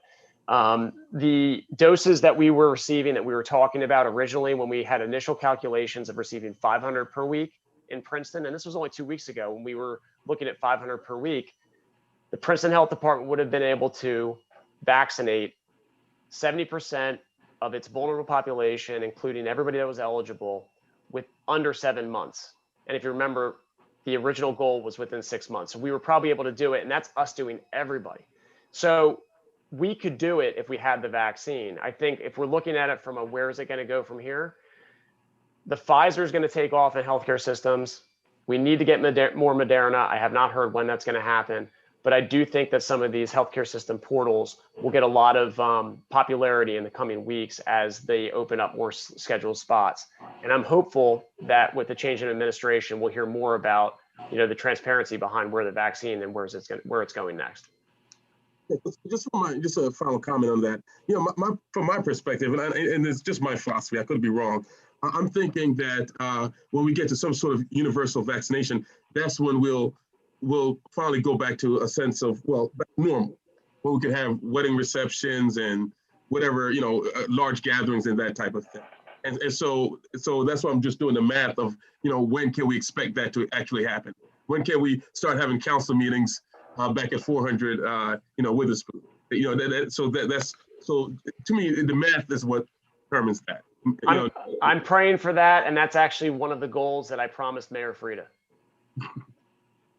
Is we hope to open up the buildings and we hope to have in-person meetings by the end of the year, and I'm gonna try to stick to that. Sounds good, Jeff. Great work. Thank you. Thank you. Any other questions for Jeff? Jeff, thanks for hanging on so long. Sorry, didn't get Mayor, you sooner than the meeting. Mayor, my pleasure. Council, my pleasure. Thank you. Mark, do we have other staff reports? We do not. Okay. All right, so let's go back to the agenda, and next up is the Enterprise Fleet Management Lease Program presentation. Hello, everybody. I'm waiting for my partner, James Harris. He's also pulling up here. Most of you I've already met, but for those of you that if I have not met you already, Seth Frankel, I'm with Enterprise Fleet Management. I am with Enterprise for 27 years. For those of you that do not know Enterprise, we're a privately held company and the largest fleet management company in the United States. For most of the people on this call, we've put together a comprehensive fleet management program. So we want to go up and give you a very high level. Today on the meeting today, we want to spend no more than 10 minutes kind of going through this and open it up for Q&A. I hope to be able to do that before. So I just want to thank everybody for taking time on their busy night. I especially want to thank David and Mark and the rest of the team. I don't want to exclude anybody because everybody put a little bit of work into this. So thank you so much for your time.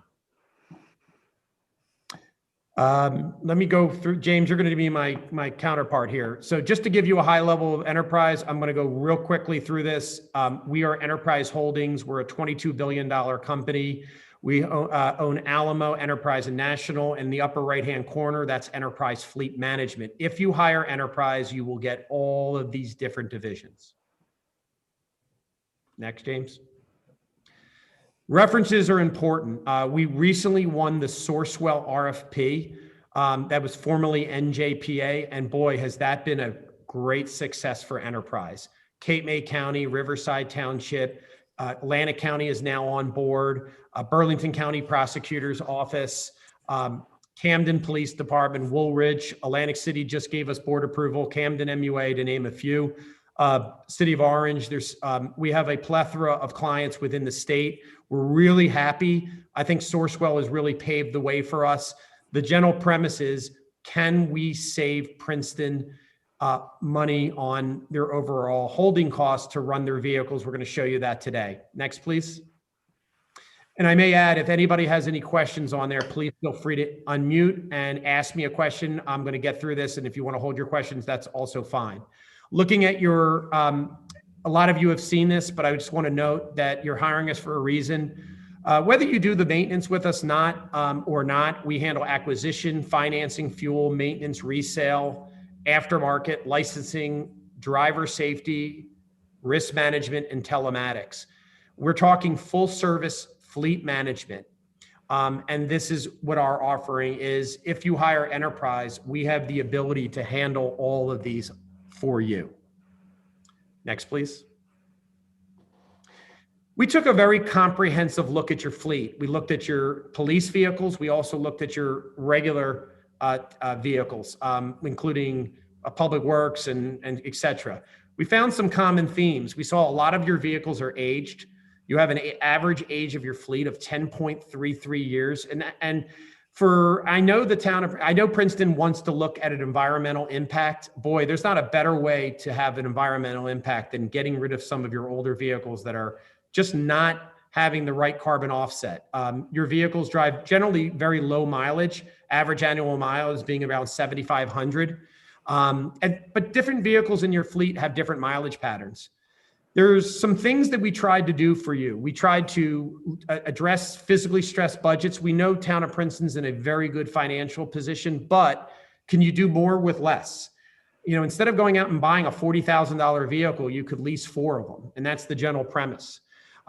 Decentralized decision-making. We saw that when we were getting your fleet list. Everybody had a hand in the pie, and it was even a little difficult getting that fleet list in the beginning, but we put it together and we organized it. And now we feel we know the fleet. You have a new internal fleet manager, somebody that's going to be, managing your maintenance. I think that person's really competent. I'm really excited about working with them.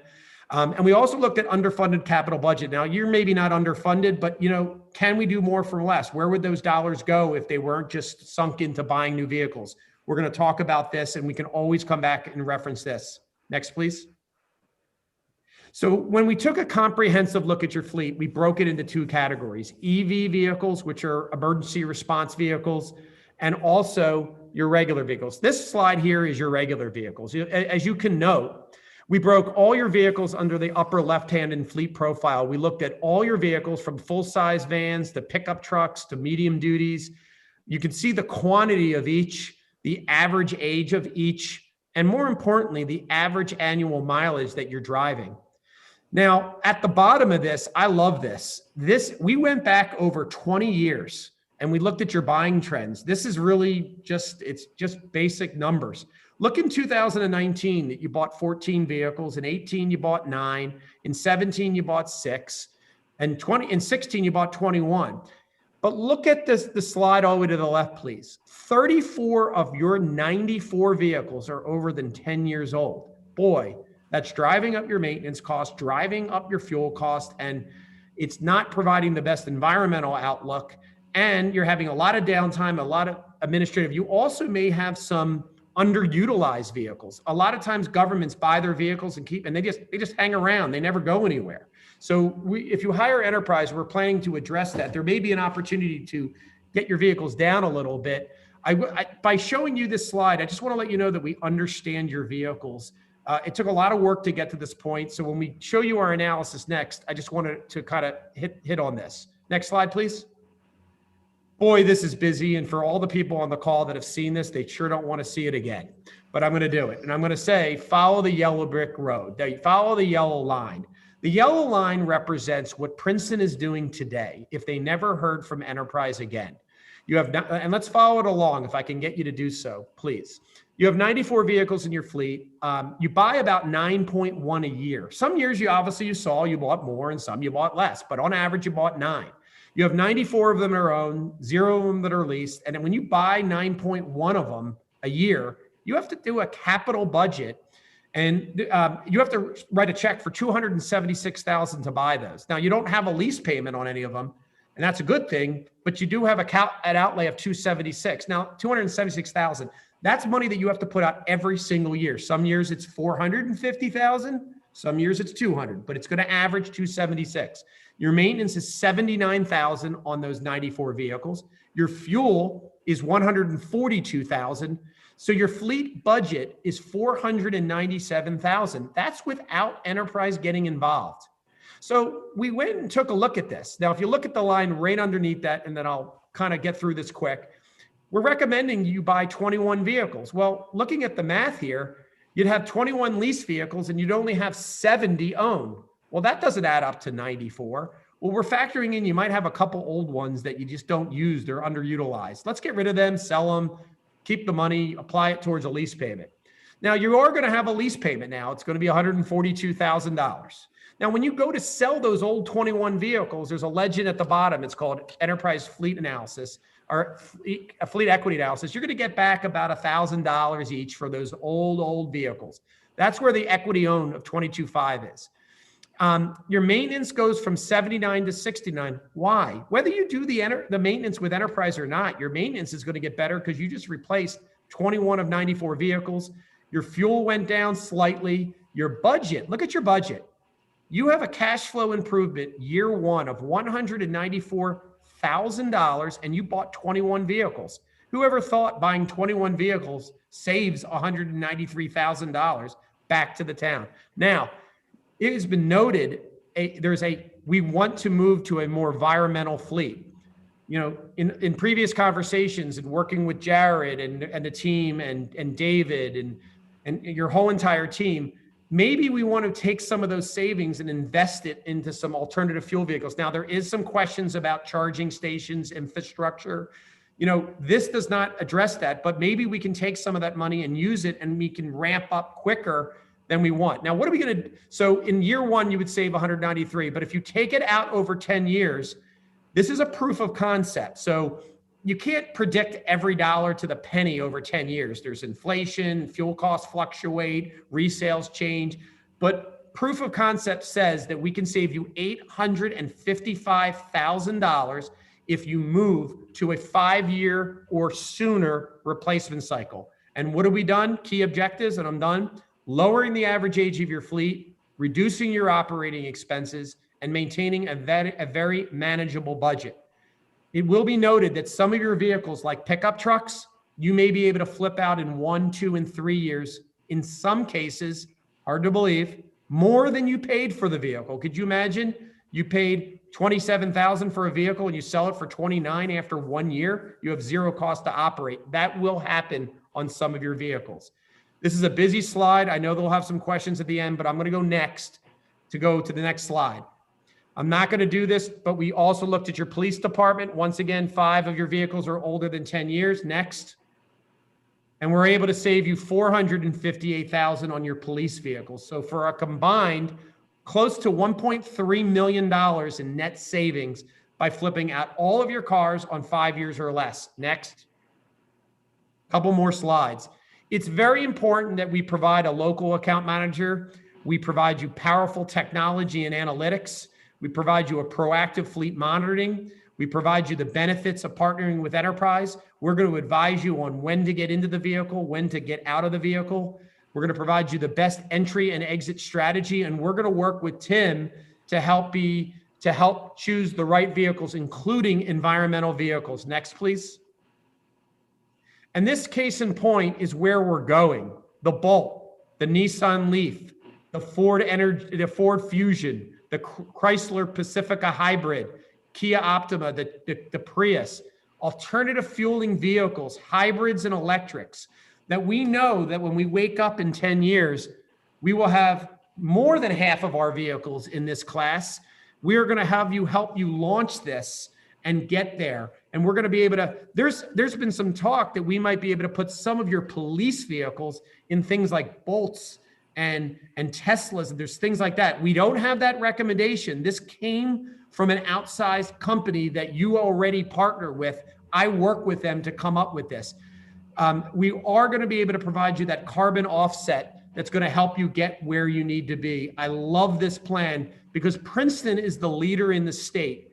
As Princeton goes, everybody else goes. I think I've learned that through this process, and I feel proud to be a part of it. And I'd love to be helping you guys with that environmental leadership. And I'll give David a lot of the coin with that. He coined that term, but I love it. I've used it. And David, I'm sorry, I've been using it as my own on all my other present. Right now, I'm at the township of Limerick in Pennsylvania, and I just used that exact term. I just went to a board meeting with them. Next, please. Getting very close to wrapping up. There's been a lot of discussion whether you want to do maintenance with Enterprise. We would like you to do maintenance with Enterprise. It's called full maintenance. All your maintenance is included in your lease. Oil changes, brakes, tune-up, wiper blade, hoses, fuses, belts, alternators, transmissions. There's been some pushback, and there's been some good points brought up from Tim. I had some very good dialogue with Mark on this. Is this the right time to outsource the maintenance? Maybe it's this year, maybe it's next year. We can manage all the maintenance we could do it this way. You could do all the maintenance on new vehicles, all the maintenance is included, or we could take it out and you could do the maintenance on your own. We also have a bridge program called maintenance management. With Sourcewell, we can manage your cost of all your vehicles and outsource it. You could outsource all of them or some of them. We have so many certifications, ASC certifications, we don't have enough time to go over it, but I want to let you know. One thing that I want to point out, whether you do the maintenance with us or not, when you commit to a 5-year replacement cycle, your vehicles will spend less money. I think we all agree that at the first 5 years, you spend a heck of a lot less in maintenance on your vehicles. Next, please.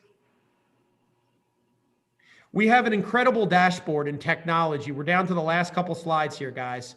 We're going to give you visibility of tracking, customized dashboards, real-time alerts. I really question, do we have the right recall notices? I'm very concerned about vehicles that are really old from a safety. Do they have the right brakes, the stability control? Do they have all the upgraded technology? It's changing very fast. It also needs to be noted that when you do maintenance internally, eventually you will have to retool your maintenance facility, which could cost hundreds of thousands of dollars down the road. We know that as you move to alternative fuel vehicles, it's not just an investment in charging stations, it's going to be an investment in equipment. So we'd love to have you outsource your maintenance and have everything at your fingertips here. This is working in New Jersey. We have a goal of having 50% of New Jersey on board with us in the next 5 years, and we're really excited about this. Self-service features and things of that nature. We're going to come back to this in a second. Anybody can ask a question, but I just want to let you know you're going to get this incredible technology. I know I'm talking fast, but I want to hit the high points here and stay within that 10 minutes. Next, please. Once again, our technology, our award-winning. Now, if you have an F-150 in your fleet, maybe you should do a Chevy. Maybe you should do a Chrysler. Maybe the Chrysler is the same size as the Ford, but it's cost $9,000 less in total cost of ownership. That's how we track this. We predict your cost. We show you the savings. We do all this. We meet with you 4 times a year, including an annual client review where we make year-over-year recommendations. You're going to get all of this if you hire Enterprise. Next. Last 2 slides.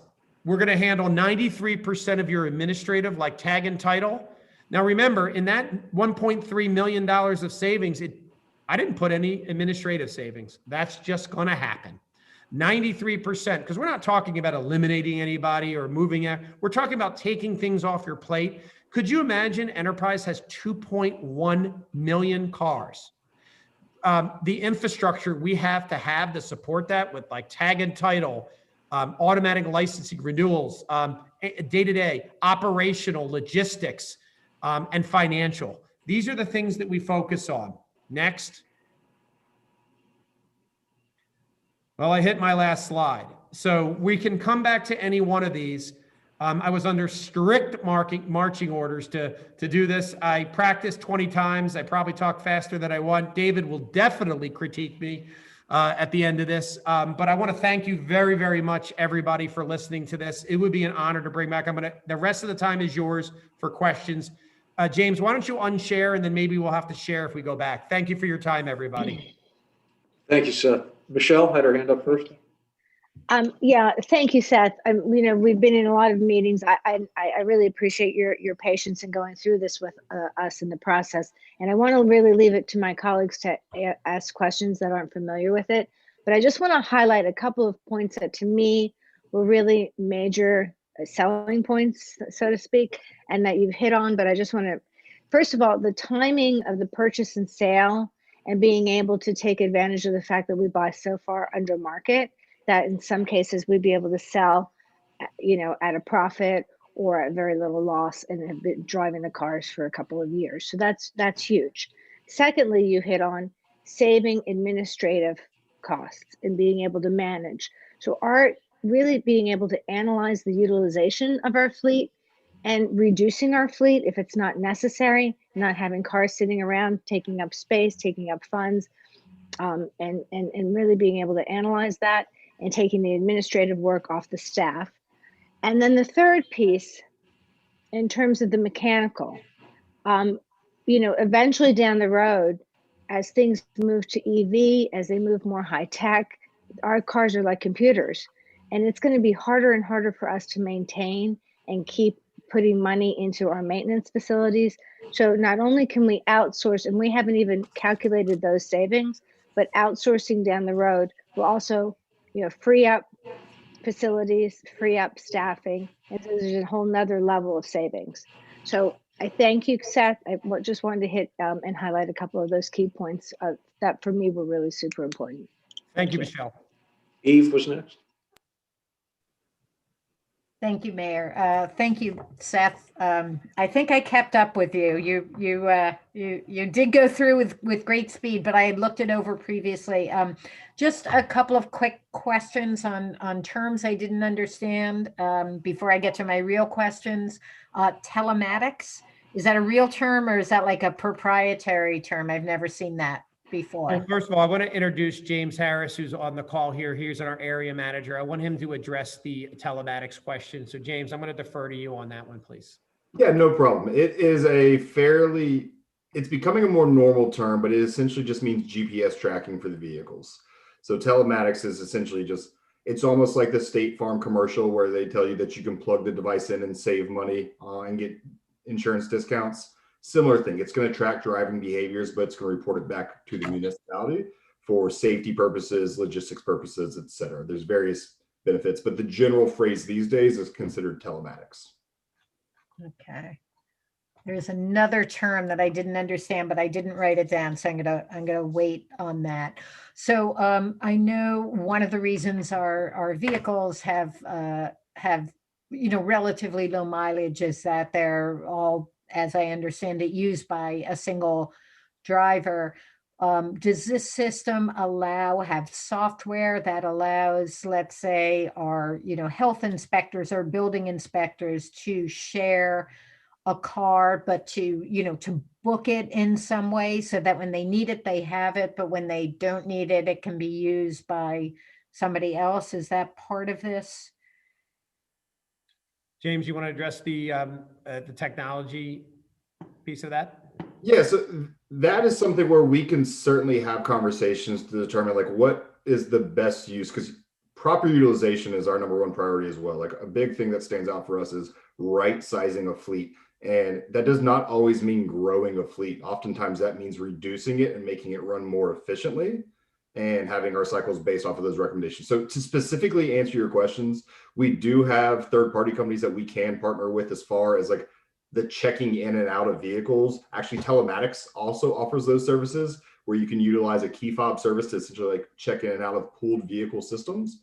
And our mobile application that we have that drivers can utilize can be used for both assigned company cars, if you will, as well as a pooled vehicle system. So that's a bit of a deep swimming pool that you can get into as far as that conversation of all the various options and how each organization or township or municipality may want to handle them a little bit differently. But we can certainly assist with getting that done if it does appear to be in the benefit from a cost standpoint in timing and efficiency.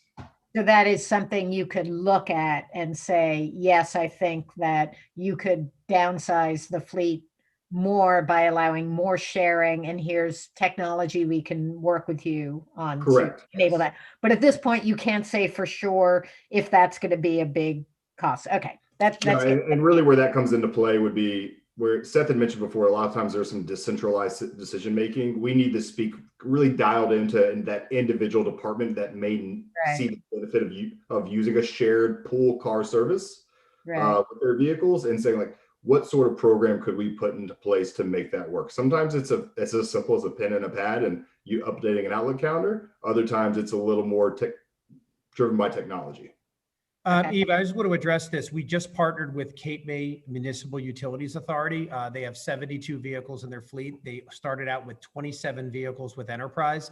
Pooling of vehicles was a very big part of that. I think 17 of the 27 vehicles, they're going to be pooling them. That means every year we're going to have a full accounting of their mileage, and we're going to help them reconcile it and then switch out drivers, because some drivers were driving 23,000 and some were driving less. And some vehicles were just being shared vehicles. So we can help you because it's going to create a lot more visibility. We're planning on meeting with you guys quarterly. We're going to have an annual client review. I promise you this, we will have every one of your mileages and we'll be able to make year over year recommendations. Okay, thank you. So we would still, my understanding is you go up to a light truck, and anything beyond that we would need to still do ourselves. So we'd still need to maintain our garage and our ability to maintain part of the fleet. So how does that work? Aren't we then paying, for example, if we went with you for all our vehicle maintenance? And I understand what you're saying is cars are becoming more and more computerized.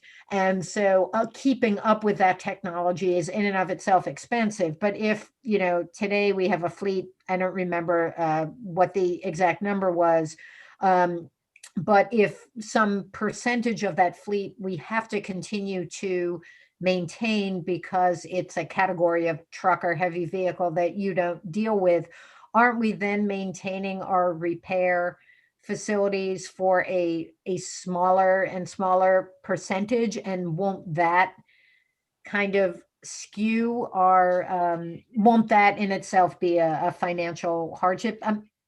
Is the question, the issue clear? I think the question's really great. I Okay. love how you asked it. I think you hit it right out of the park here. So let me just address it one by one. First of all, we do all vehicles up to CDL. So it's not just light trucks like F-150s. It could be a F700, like with a big dump body. That's a $80,000 vehicle. We can handle a public works vehicle, no questions asked.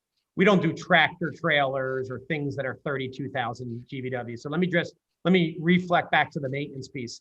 And I think Mark and I have had some really good dialogues about this. Tim as well, your new person in the field. Our maintenance is fixed in our lease payments. You don't have to do that. We can peel that piece out and you can handle the responsibility of maintenance on your own. But we can manage all of your vehicles in your fleet by outsourcing. It's called maintenance management. We charge you a small service fee per month and we advise and oversee every repair. Yes, technically you could not have a maintenance facility today and we can manage every vehicle in maintenance. But to confuse you even more, the full maintenance is all your maintenance is included. Maintenance management is where we manage the existing vehicles. Now, addressing the cost of, when you look at your mechanics, your cost to operate them, your parts expense, your insurance, your retooling expense, it can get quite costly. So day one, you're right. You're not going to close your maintenance facility. I recommend, and David and I had some good dialogues about this, is that this is a moving target. I think that there might be a possibility to move that at a later date. You don't have to make a decision on that today. I will tell you that you will not see many garages in the next 20 years. The manufacturers are making it very difficult. It's going to be very cost prohibitive. You're not even going to be, but they're like computers today. They're not like the old turning wrenches like they were in the old days. Now, I still think we can do it. Now, when we move to alternative fueling vehicles, oh boy, and it's coming. And and Princeton has a huge appetite, which I'm excited about. You're going to have to make a little bit of investment in that as well. And then obviously alternative fuel vehicles don't spend as much on maintenance, electric vehicles in there. So that's going to change the complexion. So Seth, can I pull you back a little bit to Eve's question? Do you guys actually manage maintenance for the heavy vehicles, even the ones that you don't lease? In other words, are you saying that we could actually outsource all our maintenance and eliminate that in-house service altogether? Or do you only provide maintenance for the size of vehicles that you lease? We can provide maintenance for all vehicles. The technicality there is it would require having a VIN and a license plate. So equipment is where you run into a bit of a discrepancy. And what we tend to find is often there's equipment that also needs to be managed.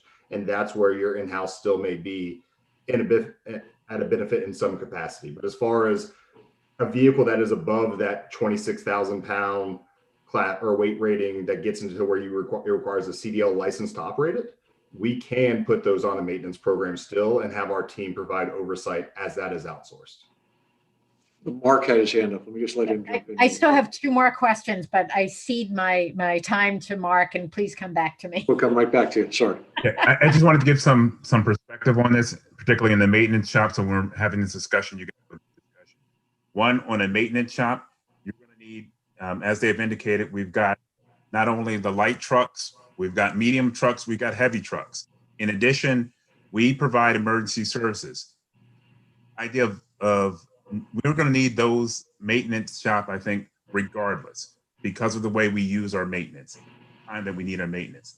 The size of it is maybe a question, but we're going to have some type of maintenance capacity within the town moving forward of some type. So I just want to make sure everyone understands that. We kind of talk about this whole thing, is there will be a need for maintenance. You've got equipment, you've got trucks, trailers. There's a lot more equipment than just the vehicles in which they're offering. There's also the actual mechanics of dealing with how we're going to outsource this.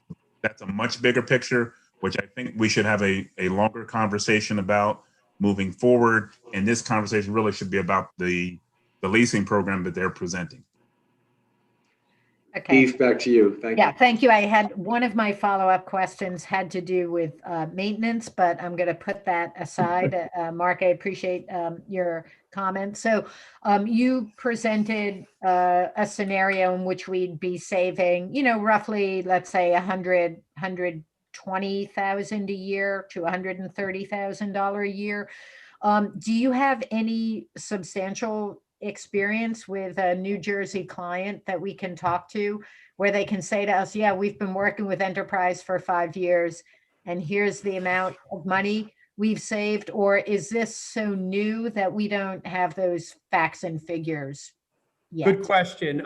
First of all, we can provide you with a plethora. I mean, we just have so many clients in the state, so we'll be more than happy to give you any amount of references you have. Now, I will note that we just got approval to do police vehicles. It's only been 3 years, 3.5 years, maybe 4 years, James, if you correct me, where we're able to lease vehicles. So we haven't seen those through the cycle.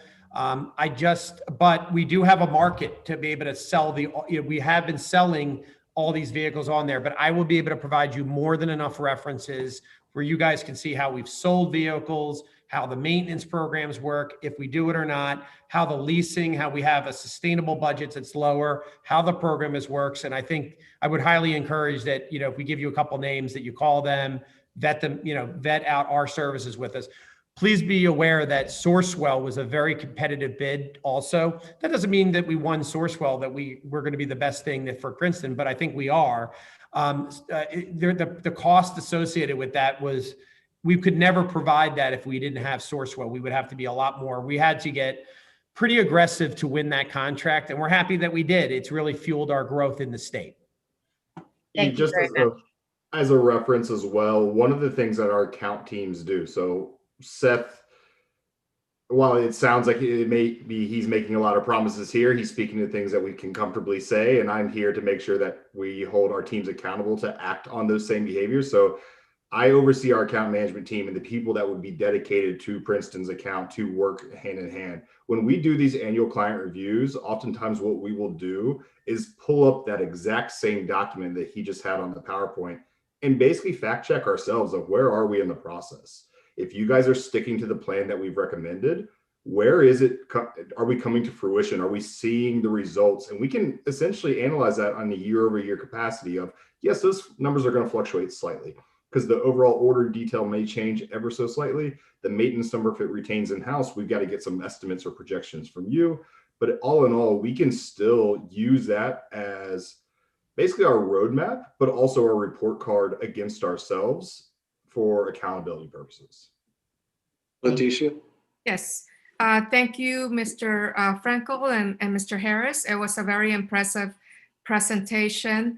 There were some questions that were raised and addressed, and perhaps this is more for Mr. DeShield, but it really sounds good, but I wonder if there's other downsides that we need to take into consideration. But it sounded like perhaps you were suggesting that this is a conversation that we can follow up on, or if it's some questions that could be right now that you could perhaps provide us with some insight on what some of those downsides are that we should consider that could be addressed by Mr. Frankel and Mr. Harris.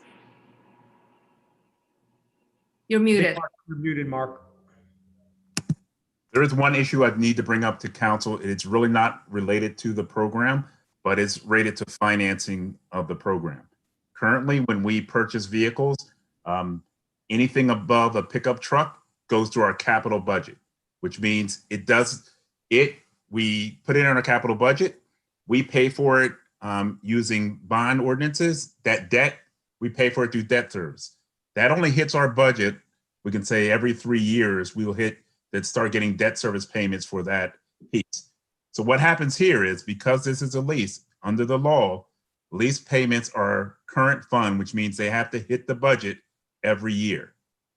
So any decision that you're making on this is going to have a direct impact on the current fund budget. What that means is those debt payments will become part of what you have to put in your budget each year and will be immediately felt by the taxpayers. And that's one of the things you've got to look at if you look at the program, and I could sit council we did an analysis, the overall, if you were to do this entire program, the hit you would hit in the budget for the at least the first 5 years, it's a really decent hit. My initial analysis, it can range from $127,000 up to $400,000 before we start getting back some of the funds when we initially sell the vehicles in the 4th year of the program. And that's going with all the vehicles that we suggested. So I think what we have to do when we look at this, I think this is worthwhile. One of the recommendations that I would make is that we start off with kind of a pilot program in which we take a look at a couple of areas. One is the police department. Early fund the police cars in the current fund budget. We do that on an annual basis. Let's start with the police cars. In addition, we have the construction code vehicles, which come out of the construction code trust fund. We can pay that through the trust fund. That way we can really kind of fill out all of the questions we have in terms of the impact of this and look at this for the first year. So this first component, I know there's some time constraints getting new vehicles, that we start there and then we can kind of figure out, give us some time to figure out the rest. So that would be my recommendations in terms of moving forward. Yeah. Good, thank you. Thank you, Mark. Other questions or comments? Michelle? No, I was just going to say, I thought that's what we decided on. And, the finance committee is going to relook at the, the impact on, going forward in subsequent years. I think this year we're limited in what we can do anyway. So that was my understanding. Thank you. David? Yeah, and one more comment on this topic of the finance is that CFAC did look at this program in some depth last year. I actually first met Enterprise at a program in 2019 League of Municipalities conference, and we've really been working with them the whole year in between to understand the benefits and costs around this.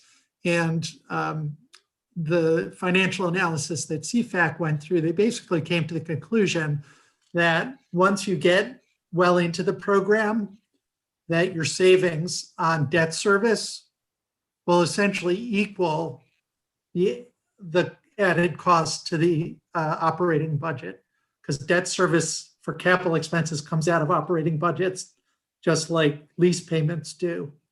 So the issue is that there's a lag time between when you start paying the lease payments and when you start to get your savings on your debt service.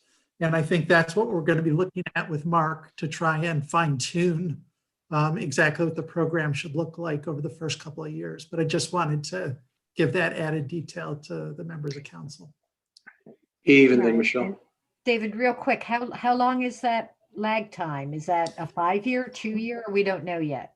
Well, as Mark was saying, we sell bonds every 3 years or so. So essentially that's when it should start to significantly even out. But the devil's in the details, and we need to look at the detailed projection of how many vehicles are we getting each year? How many of those are ones that used to be in capital and are now in operating versus ones that used to be in operating or still in operating. So there's a lot of details to look at in terms of exactly when it'll start to sort itself out. Michelle, you Yeah, I mean, we just need to look at, we need to really dig into it, because we did talk to that there could be certain vehicles that could still come out of the capital budget and just be purchased outright. It's like financing it ourselves or financing it through a third party. So we just have to kind of look at what will make sense, and it might be a mix of things. So, and the police vehicles are out of operating budget already, so that's not going to hit us at all. So, right, Dave. And the one other comment I wanted to make is we had a really productive meeting with staff about this program about a week ago. And there was actually a lot of excitement about the administrative help that enterprise can provide, particularly in ordering aftermarket equipment. And for those who don't know what that is, basically you buy a truck for public works, but it needs to be fitted out with snowplow and flashers and things like that, which don't come factory installed. Similar with police vehicles, except there's a lot more aftermarket equipment in terms of computers and all this stuff. And there was really a lot of excitement from staff in the idea of being able to offload, just to give enterprise the specs for the equipment that we typically get, and having them detail with ordering it, getting it installed, and getting it delivered ready to roll. So I thought that was something that council should be aware of as well. Other questions or comments? Seth or James, any other points you were hoping to make that we didn't ask you about? Other than that, I just want to, appreciate you guys all giving us a chance to be here today. It's late, and you're spending a lot of time learning about enterprise, which I love. I will tell you that customer service is the most important thing to enterprise. At the end of the day, we're talking about budgets and things of that nature. We're known for having some of the best customer service in the industry. I said before, I've been with enterprise for 27 years. That's not uncommon for enterprise. And we're a great place to work. So our people understand that. Jack Taylor, who he founded his company off the aircraft carrier that he served in World War II. His daughter, Chrissy Taylor, it's a privately held company, is the CEO. Jack wanted enterprise to be the best place that anybody ever did business. Now that's a kind of a lofty goal, but we live by that. And as you talk to our references and you see our products and services, we didn't talk a lot about customer service, and I think it's the most important thing that we do at the end of the day. So thank you. Thank you. Okay. Thanks, guys. Thanks. We appreciate it. We will be in touch. Enjoy the rest of your evening. Thank you so much. Thank you. Thanks for joining us. Bye now.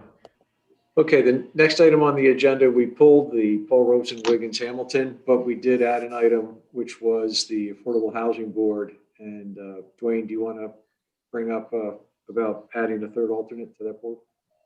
Sure, Mayor. When Mayor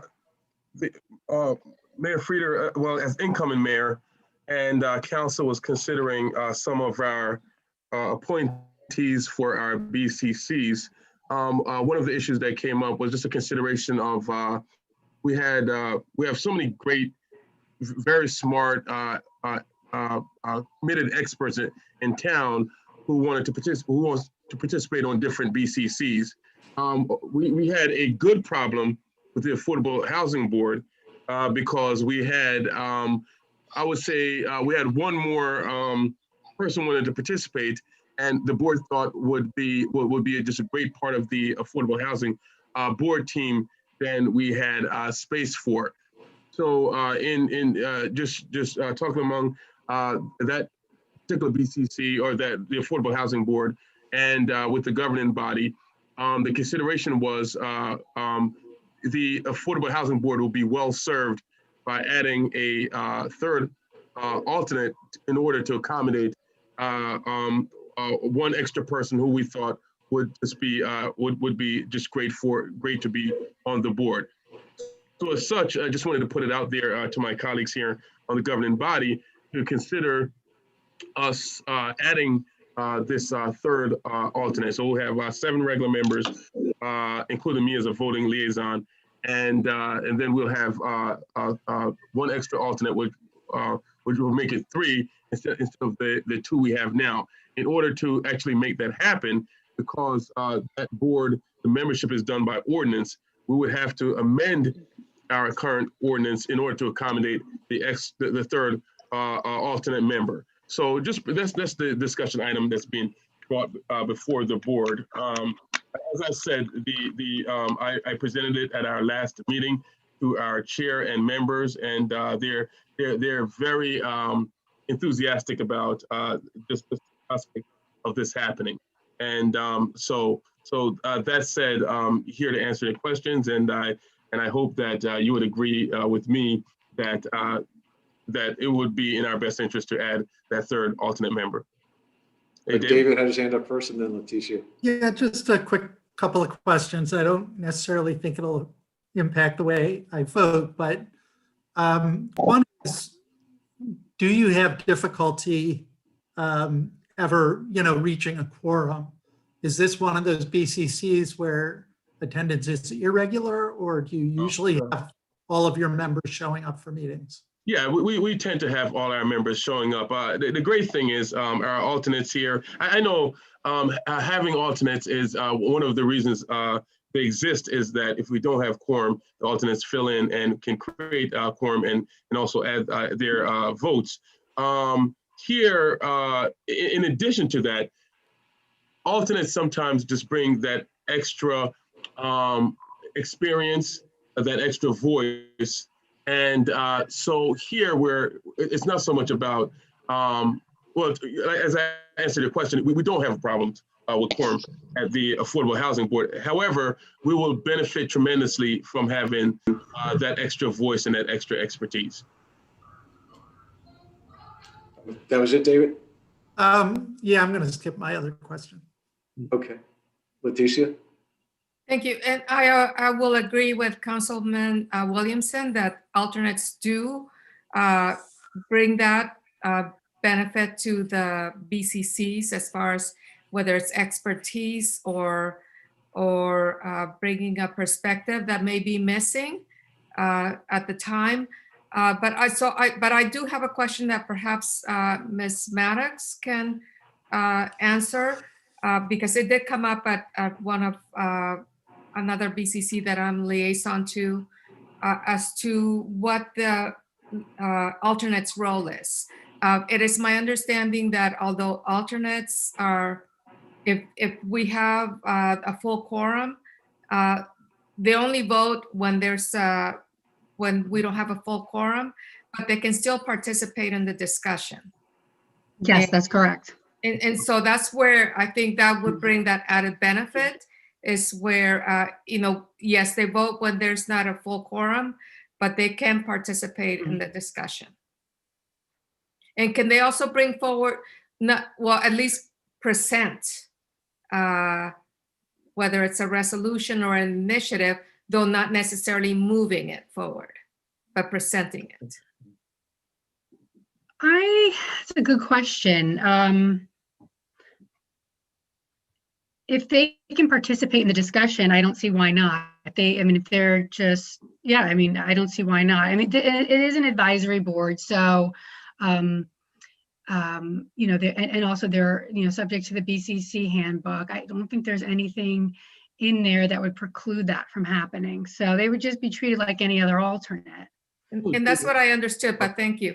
Mm-hmm. That was my question. I'm sorry, Mayor. No, David has his hand up. Maybe just to add to that, it'll be beneficial to draw some clarity between when you say make a motion versus present. I would say it this way: alternates they're part of the discussion. So if part of the discussion says, hey, maybe the board should move to do something. I just want to clarify when you say present what that means. They're part of the discussion. They can speak. However, the way I understand it is alternates are not allowed unless they are filling in as voting members that day. They're not allowed to make motions on the record. So I just wanted to draw that, just to make that clear. Right, and actually I wanted to give us an example. So most recently, I think all on council received an email from someone who was appointed as an alternate, proposing a resolution.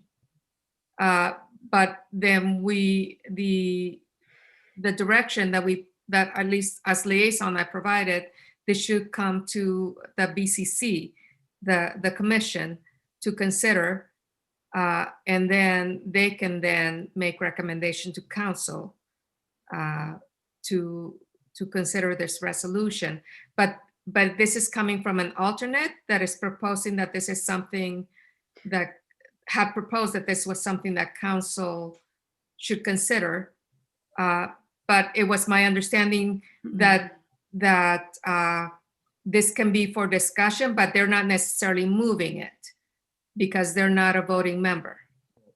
And I'm sorry to interrupt. The alternate shouldn't be presenting anything to council. It should be the No. chair. No, I Right. meant presenting it to the commission, to the Yeah. member. Yes. I would think that they can raise it and then it's up to the commission, to decide whether or not they want to have a discussion about it. Exactly. And that was my understanding. So if I was interpreting it correctly. Okay. David, you've had your hand up. Yeah, I just want to clarify the use of the term full quorum. Alternates can vote when any regular member is absent. Quorum typically is half the membership plus one. So that would be several full members absent, but Lisa, that's correct, isn't it? The alternates can vote in the order, as soon as you have an absent regular member, Yes. the first alternate can vote. Second absent regular member, the second alternate can vote, et cetera. Yes. Right, and that's exactly what the BCC handbook provides as well. Right. So that's consistent with the policy Mia? of the other boards.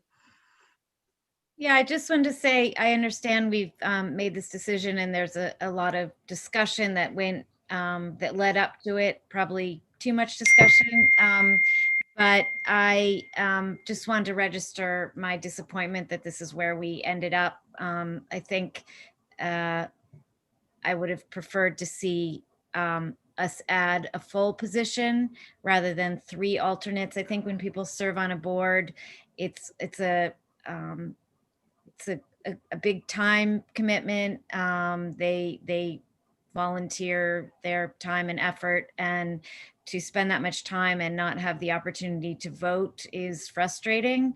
And when you're an alternate, you learn, you have a chance to move up, but when there are 3 alternates, there's very, the chance that you're actually going to move up to a full voting position is much less. And in this particular board, the Affordable Housing Board, we are so fortunate to have a group of people in which it's generally fully attended, and the majority of the members are very engaged. And in this particular instance, we did have additional people who are exceptionally qualified and were more than willing to spend their time. And I think the fact that we ended up with 3 alternates as opposed to an additional full position, which I think would have been the logical course of action, is unfortunate for us. And it's a lesser, we will benefit less than we would have had we added an additional member. I would just point out there's no motion yet, so what you just said could be used to help persuade whoever makes a motion. Well, But you don't need, so we're good. Okay. Right? So there's no motion yet, but Eve, and then hopefully we get to a motion. I just want to point out that it's important to maintain an odd number of members of boards in case there is a situation where there's a dispute, and we will still be able to have a clear decision. So you wouldn't want to add 1 full position and have an 8-member board. You'd have to add 2 full positions. And I think given the situation that I think that's certainly something that could be taken up in the long run. At the time that this idea came up, it seemed somewhat urgent to resolve it, and this seemed like something that would be the simplest way to resolve it. I think if you do want in the long term to expand the size of the board from 7 to 9 full members, that could certainly be considered, and maybe that's part of a thorough review of all our BCCs. Are they at the right size? I mean, I think Human Services expanded, if I'm remembering correctly, Leticia, a couple of years ago. They expanded to add 2 alternates, but not. Okay. Yeah. But I think, so I think it is important to keep the odd number, but what the correct number is. I'm just wondering, is the only way to resolve that situation to add 2 members? Would another possibility be to instead have one of those alternates be able to vote if there were a tie? I mean, maybe there may be other ways to do that. That would probably be, Lisa, are you able to speak to the legality of that? Is that something we put in bylaws, or, how does that work exactly? I don't think an alternate can vote in that instance. I think the only way an alternate can vote is if he or she is replacing a member that's not there. So I don't think that works. I'm trying to think of other. But what happens if, for example, one member is missing, which is not unusual of a BCC, right? And so there's an even number, and there's a vote that comes up. Then an alternate would become a voting member. Right. So there are instances in which an alternate can vote. So why would not we be able to establish something whereby an alternate could vote if, in the unlikely event, which seems very unlikely, that there would be an exact tie? I mean, if they can vote in the one situation to replace a member who's absent, why not? Why could they not vote in the situation where there's a tie? Because I don't think they're replacing a member. I'm sorry, Mr. Williams. I was going to say, because the alternate is, I'm sorry, Lisa, to jump in like that, but because the alternate is replacing a member, so the alternate basically takes on the role of a full member when that full member is absent. This is different than giving an alternate additional powers, right? Because then that's a whole other discussion. Like Eve said, that's maybe something, if there's an appetite for us to discuss going into the future. But I don't think that's something, I don't know if there's any precedent for that. And I'm not sure if it's even worth creating a precedent for that. No, I don't think so. Could I suggest that we have a motion one way or the other? So because we're discussing something that we don't know what we're actually discussing yet. Yeah, at this point, I'd like to move that we add a third alternate to the Affordable Housing Board, which has the same exact powers and rights and privileges and expectations as the other 2 alternates who are already serving. I second that. Thank you. Okay. Questions, comments on the motion? I'm going to defer to the Affordable Housing Liaison. I just wanted to register that. Yeah, well, it's a good point. Leticia? I have a question. Are we voting on having a resolution placed or ordinance placed on the agenda, or what exactly are we voting as to? The motion has to vote on. The motion to add the alternate will cause us to have to ask the attorney to amend the current ordinance to allow for that alternate to be on the Affordable Housing Board. So it will trigger a legal action and cost. Okay, I understand. Thank you. Sure. Right. And of course, that ordinance would have to be introduced, which means we still go through the ordinance introduction process and hearing, et cetera. Yep. No, but Leticia, thanks for asking, because it's something we should point out that it's, oh, by the way, it's not just that simple. Right. And I would just like to add that I hope that this year we spend as much time and energy on behalf of the affordable housing residents in our town as we did on this, deciding whether to add a third alternate position. Thank you. Any other questions on the motion? Okay, if not, all in favor, please say aye. Aye. Aye. Okay, I think that looked like everyone. All right, so everyone voted aye. Thank you. Thank you. Okay, moving on in the agenda. The next item would be public comment for items not on the agenda. I don't know if we have anyone from the public that wanted to bring up anything that wasn't on the agenda. Okay, Mark, can you bring in Cynthia? There's a hand up. Yes, Cynthia. Yeah, Mark's bringing her in.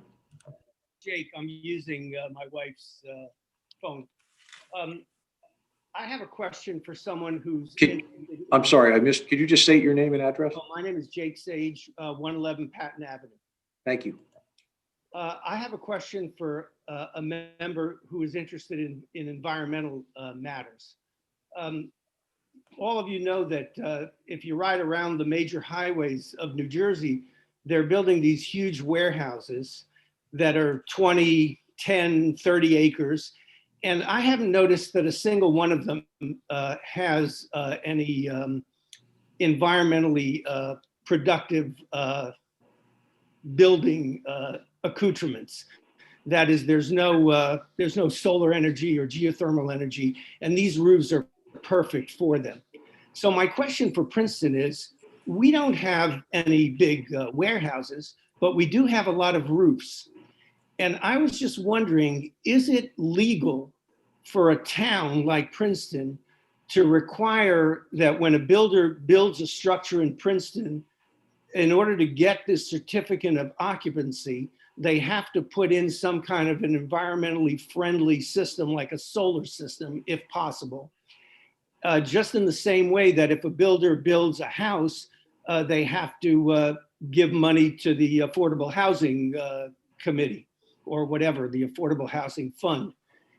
And as a corollary to that, is it legal for a town to say, pass a law that would require, if you sell a house above a certain amount of money, let's say if you sell a house for above $1 million, that either the seller or the buyer has to put in some kind of an environmentally friendly system, like a solar system or a geothermal system? Or is that somehow taxation on residents that is illegal? Does anybody know the answer to that? Mr. Cohen is going to take a shot at it. David, jump in. So I have a two-part answer. The first, and they're sort of contradictory. The first part is that in general, the building code is established by the state in New Jersey, and local municipalities are not allowed to require builders to exceed the requirements of the building code. And the building code has lots of requirements for energy efficiency and stuff like that. So this question would seem to fall under that general guideline. However, it's my understanding that the township of North Brunswick has actually passed legislation requiring big box stores that locate in their municipality to install solar panels on the roof, not just to be solar ready, but to actually install solar panels. I don't know if it's been challenged because it does seem like a sort of a ambiguous exercise of municipal authority, but it's been done. Thank you. Lisa, did you have anything that you wanted to add to that discussion? Well, I was going to basically say the same thing as Mr. Cohen regarding the Uniform Construction Code, and basically the requirements on builders are set by state law. And I'd be interested to see what the town of North Brunswick has done.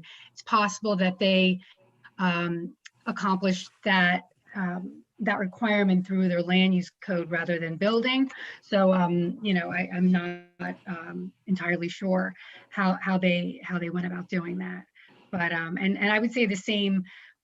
It's the same case if someone were to sell a house. It'd be difficult to impose the requirement that the seller or the buyer make those changes to the building, because I think, again, that would be addressed either by the state law, and it would also be addressed by potentially by land use law, but most likely by the Uniform Construction Code, which is established by the New Jersey State Legislature. So a lot of those big issues are handled at the state level. But again, I'd be curious to see what the town of North Brunswick did and how they went about going through that process. Thank you. Eve. And this doesn't entirely address your question, but this past year, we did add a green building checklist that the planning board uses when it reviews applications. And even though it doesn't require the addition of solar, it does encourage or require other steps towards environmental sustainability. So we're trying to do what we can within the limits of what the law allows us to do, which unfortunately is not as much as we'd like to do. Okay, thank you very much. Oh, go ahead, sorry. I was just gonna say hi to your lovely wife for me. I was actually going to offer one additional comment, which is that I believe that there are towns that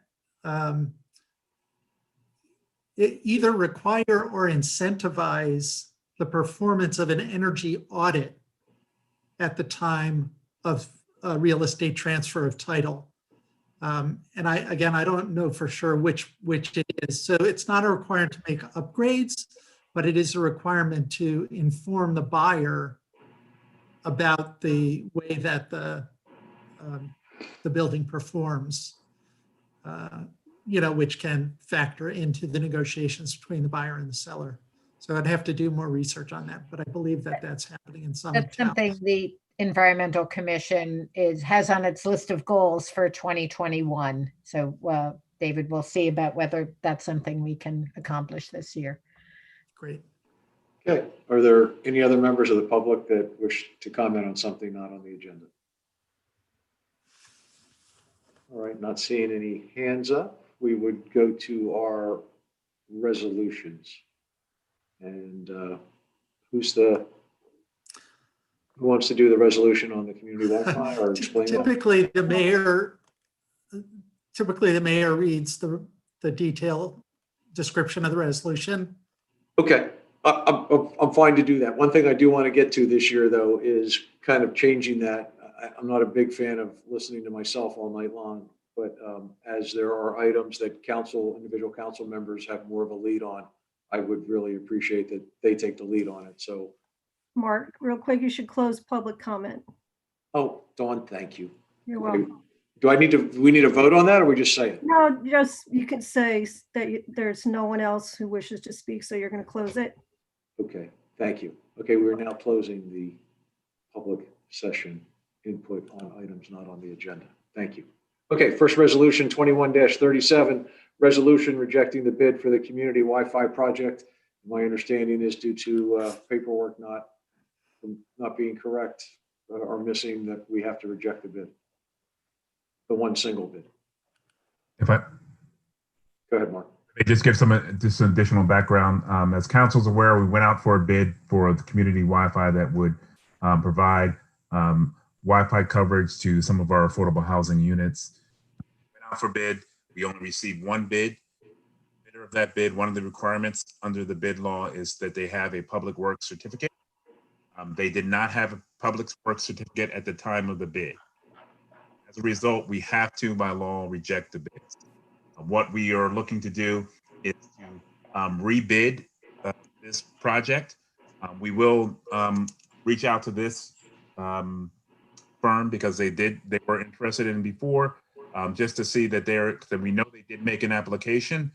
So the timing is going to be contingent. We want to make sure we at least have one bidder. So we want to kind of wait for timing to ensure that they will be available to a bid again when we go out for our second bid.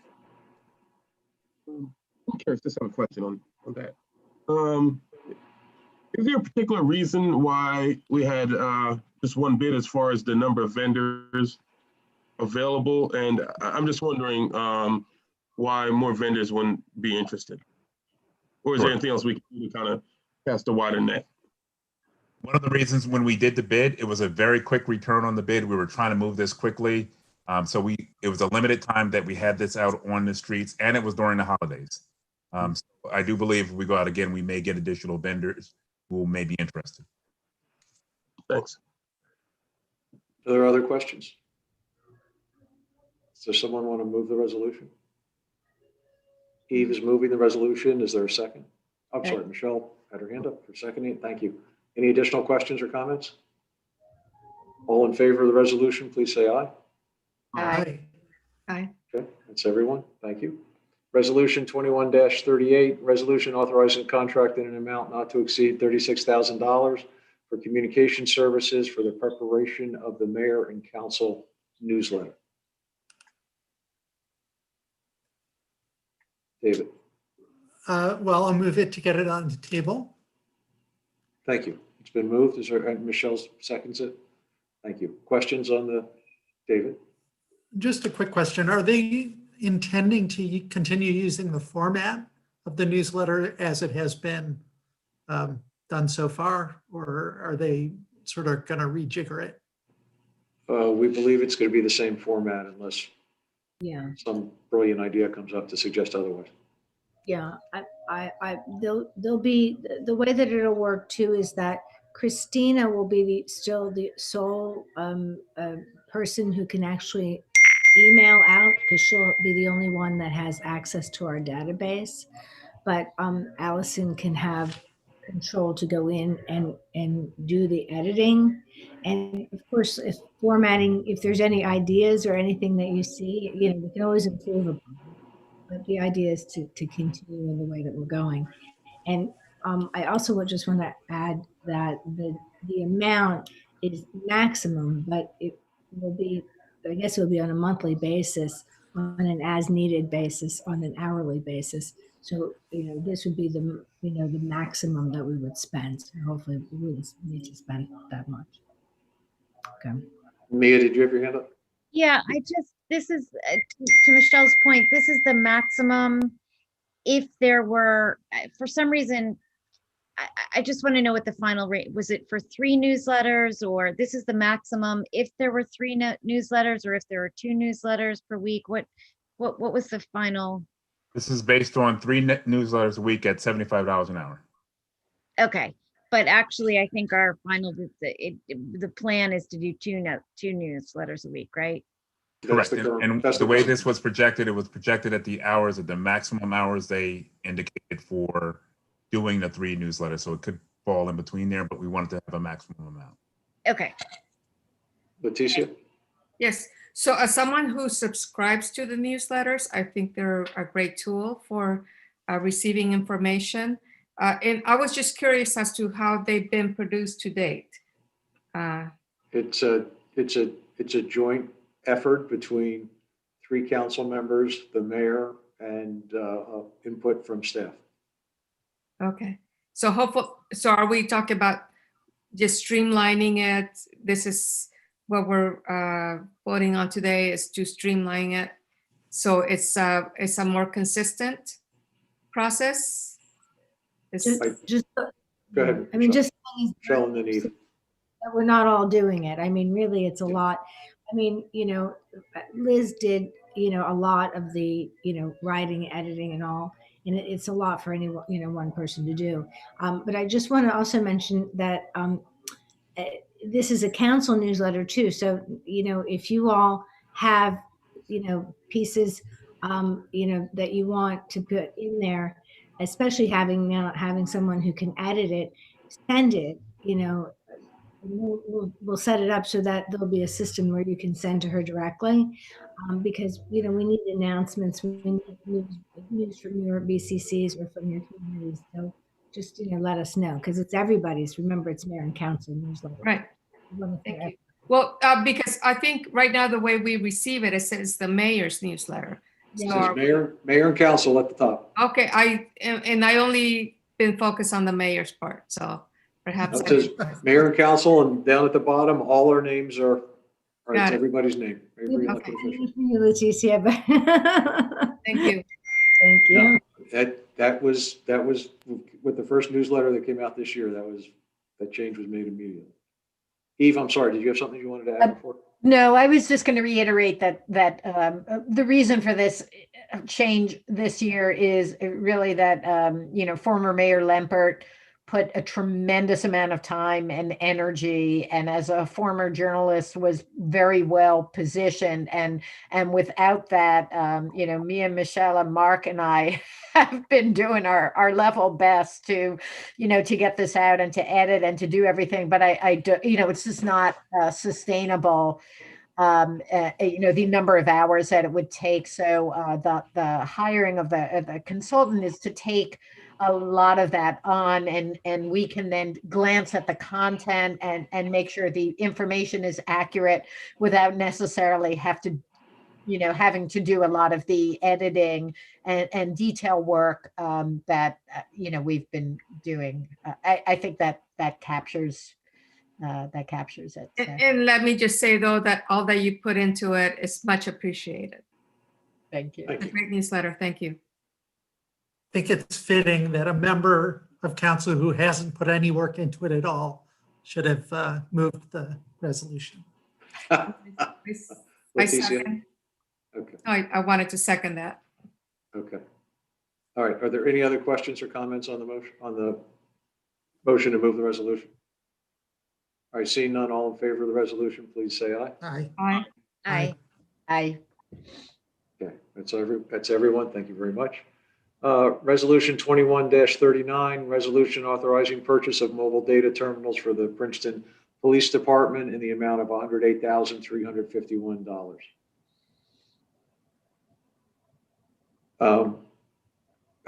Okay, Eve was quicker than you were. I make a motion. This is, as I understand it, an update for what the police have in their cars that also, I think, interfaces with the body worn cameras that they've been adopting. So it's part of moving into the 21st century, or whatever the 2020s are, the 21st and 1/5 century. So. Yeah, the current terminals were so old that the software for the camera systems wouldn't work on them. So in order to use the camera systems, we had to update the terminals. So I make that motion. I'm not sure if I actually said that, but that was I raised my hand. Okay. Michelle, second or question? I'm sorry. I'm sorry. Yeah. Second. Dwayne, you had a comment or question? No, I was just going to add 21 years into the 21st century. 21. Trying to help Eve out. Any other comments or questions? All in favor? I'm Sorry, sorry. I just wanted to add a comment that from what I understand, this technology is also going to be useful when, not if, but when we do move into less for the permit parking that we're considering, it's going to also be able to interface with the license plate recognition for the permit parking system. Thank you for pointing that out. Okay. All in favor, please say aye. Aye. Opposed? Okay. Motion passes, resolution passes. 2140, resolution authorizing tax assessor to act as agent for Princeton for purpose of filing and settling tax appeals on behalf of the taxing district for the tax year 2021. Is there someone want to move that? David is still quick. And I'm actually going to let Mia, you're going to get the second on this one. We're sharing the wealth here tonight. Questions, comments on the resolution? All right, seeing none. All in favor, please say aye. Aye. The ayes have it. 2141, resolution authorizing professional services agreement with Carlos Rodriguez Design Solutions for a Crowded Planet for a flat fee of $12,000 for professional planning services, North Harrison area in need of redevelopment preliminary investigation. All right, does someone want to move this? And then does someone know what this is? I don't. Yes. Okay, somebody who knows what it is, please explain. Mia, Mia, do you want to? Yes, several weeks ago, we, council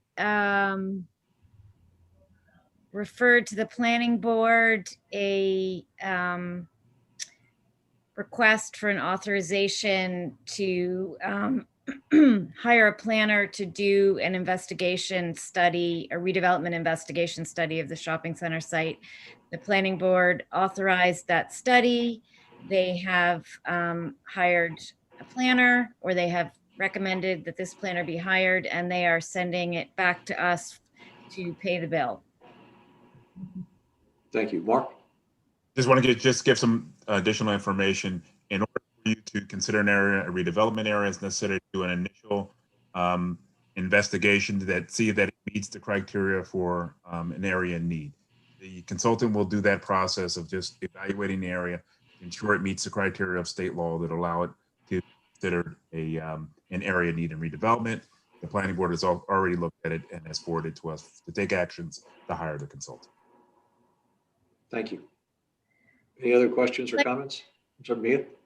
Oh, I was just going to move it, but I'll. I think it was already moved. Oh, okay. No, it wasn't moved. It wasn't? My bad. Mia, you're back on. You can move it. I'd like to move the resolution. There we go. My second. Michelle seconded it. Thank you. Okay. Any other questions? All in favor, please say aye. Aye. Aye. Ayes have it. Resolution, okay, 2142, resolution authorizing a professional services agreement with Hire, Rule and Associates for a not to exceed cost of $30,000 for professional planning services, Franklin and Maple potential redevelopment. And I'll just say ditto. This is the same situation as the previous, except it was a referral from council to planning board to authorize a redevelopment investigation study, which is the same process that the administrator just described. In this case, it's a different planner, Hire Gruel. It's a different site, which is the Franklin Avenue site. And this planner will be doing that investigation. And again, the planning board sent it back to council to sign off on paying the bill. Okay, thank you. Mia, are you making a motion here? I will make a motion. Thank you very much. Is there a second on the motion? Michelle was very quick. Thank you very much. Any other questions or comments? If not, all in favor, please say aye. Aye. Aye. Okay. the ayes have it. Mayor, can I ask a quick question, procedural question? I'm not sure, so maybe Don can help me here. Before we discuss an item, should it be introduced and seconded and then we discuss it, or do we discuss it before it's introduced? Is there a proper or better way to proceed, or does it not matter? Well, if you go by Robert's rules, you're supposed to make the motion, have it seconded, and then discuss the motion. And if no one moves it, technically, you're not supposed to discuss it. I don't know if this body in the past has followed Robert's rules to that degree. I think there are two different issues here. generally. No, there are two different issues. There's explaining what the motion is about, or not the motion, explaining what the resolution is about, and there's discussing the resolution, which are two different issues. That's a good point. Generally, previously, someone would explain what the resolution is about. Like, this is what it is. So it's not really a discussion of any pros and cons, etc. But Thank you for that clarification. Thank You're you. welcome. Thanks, Dwayne. Yeah, that's what I was just gonna say too.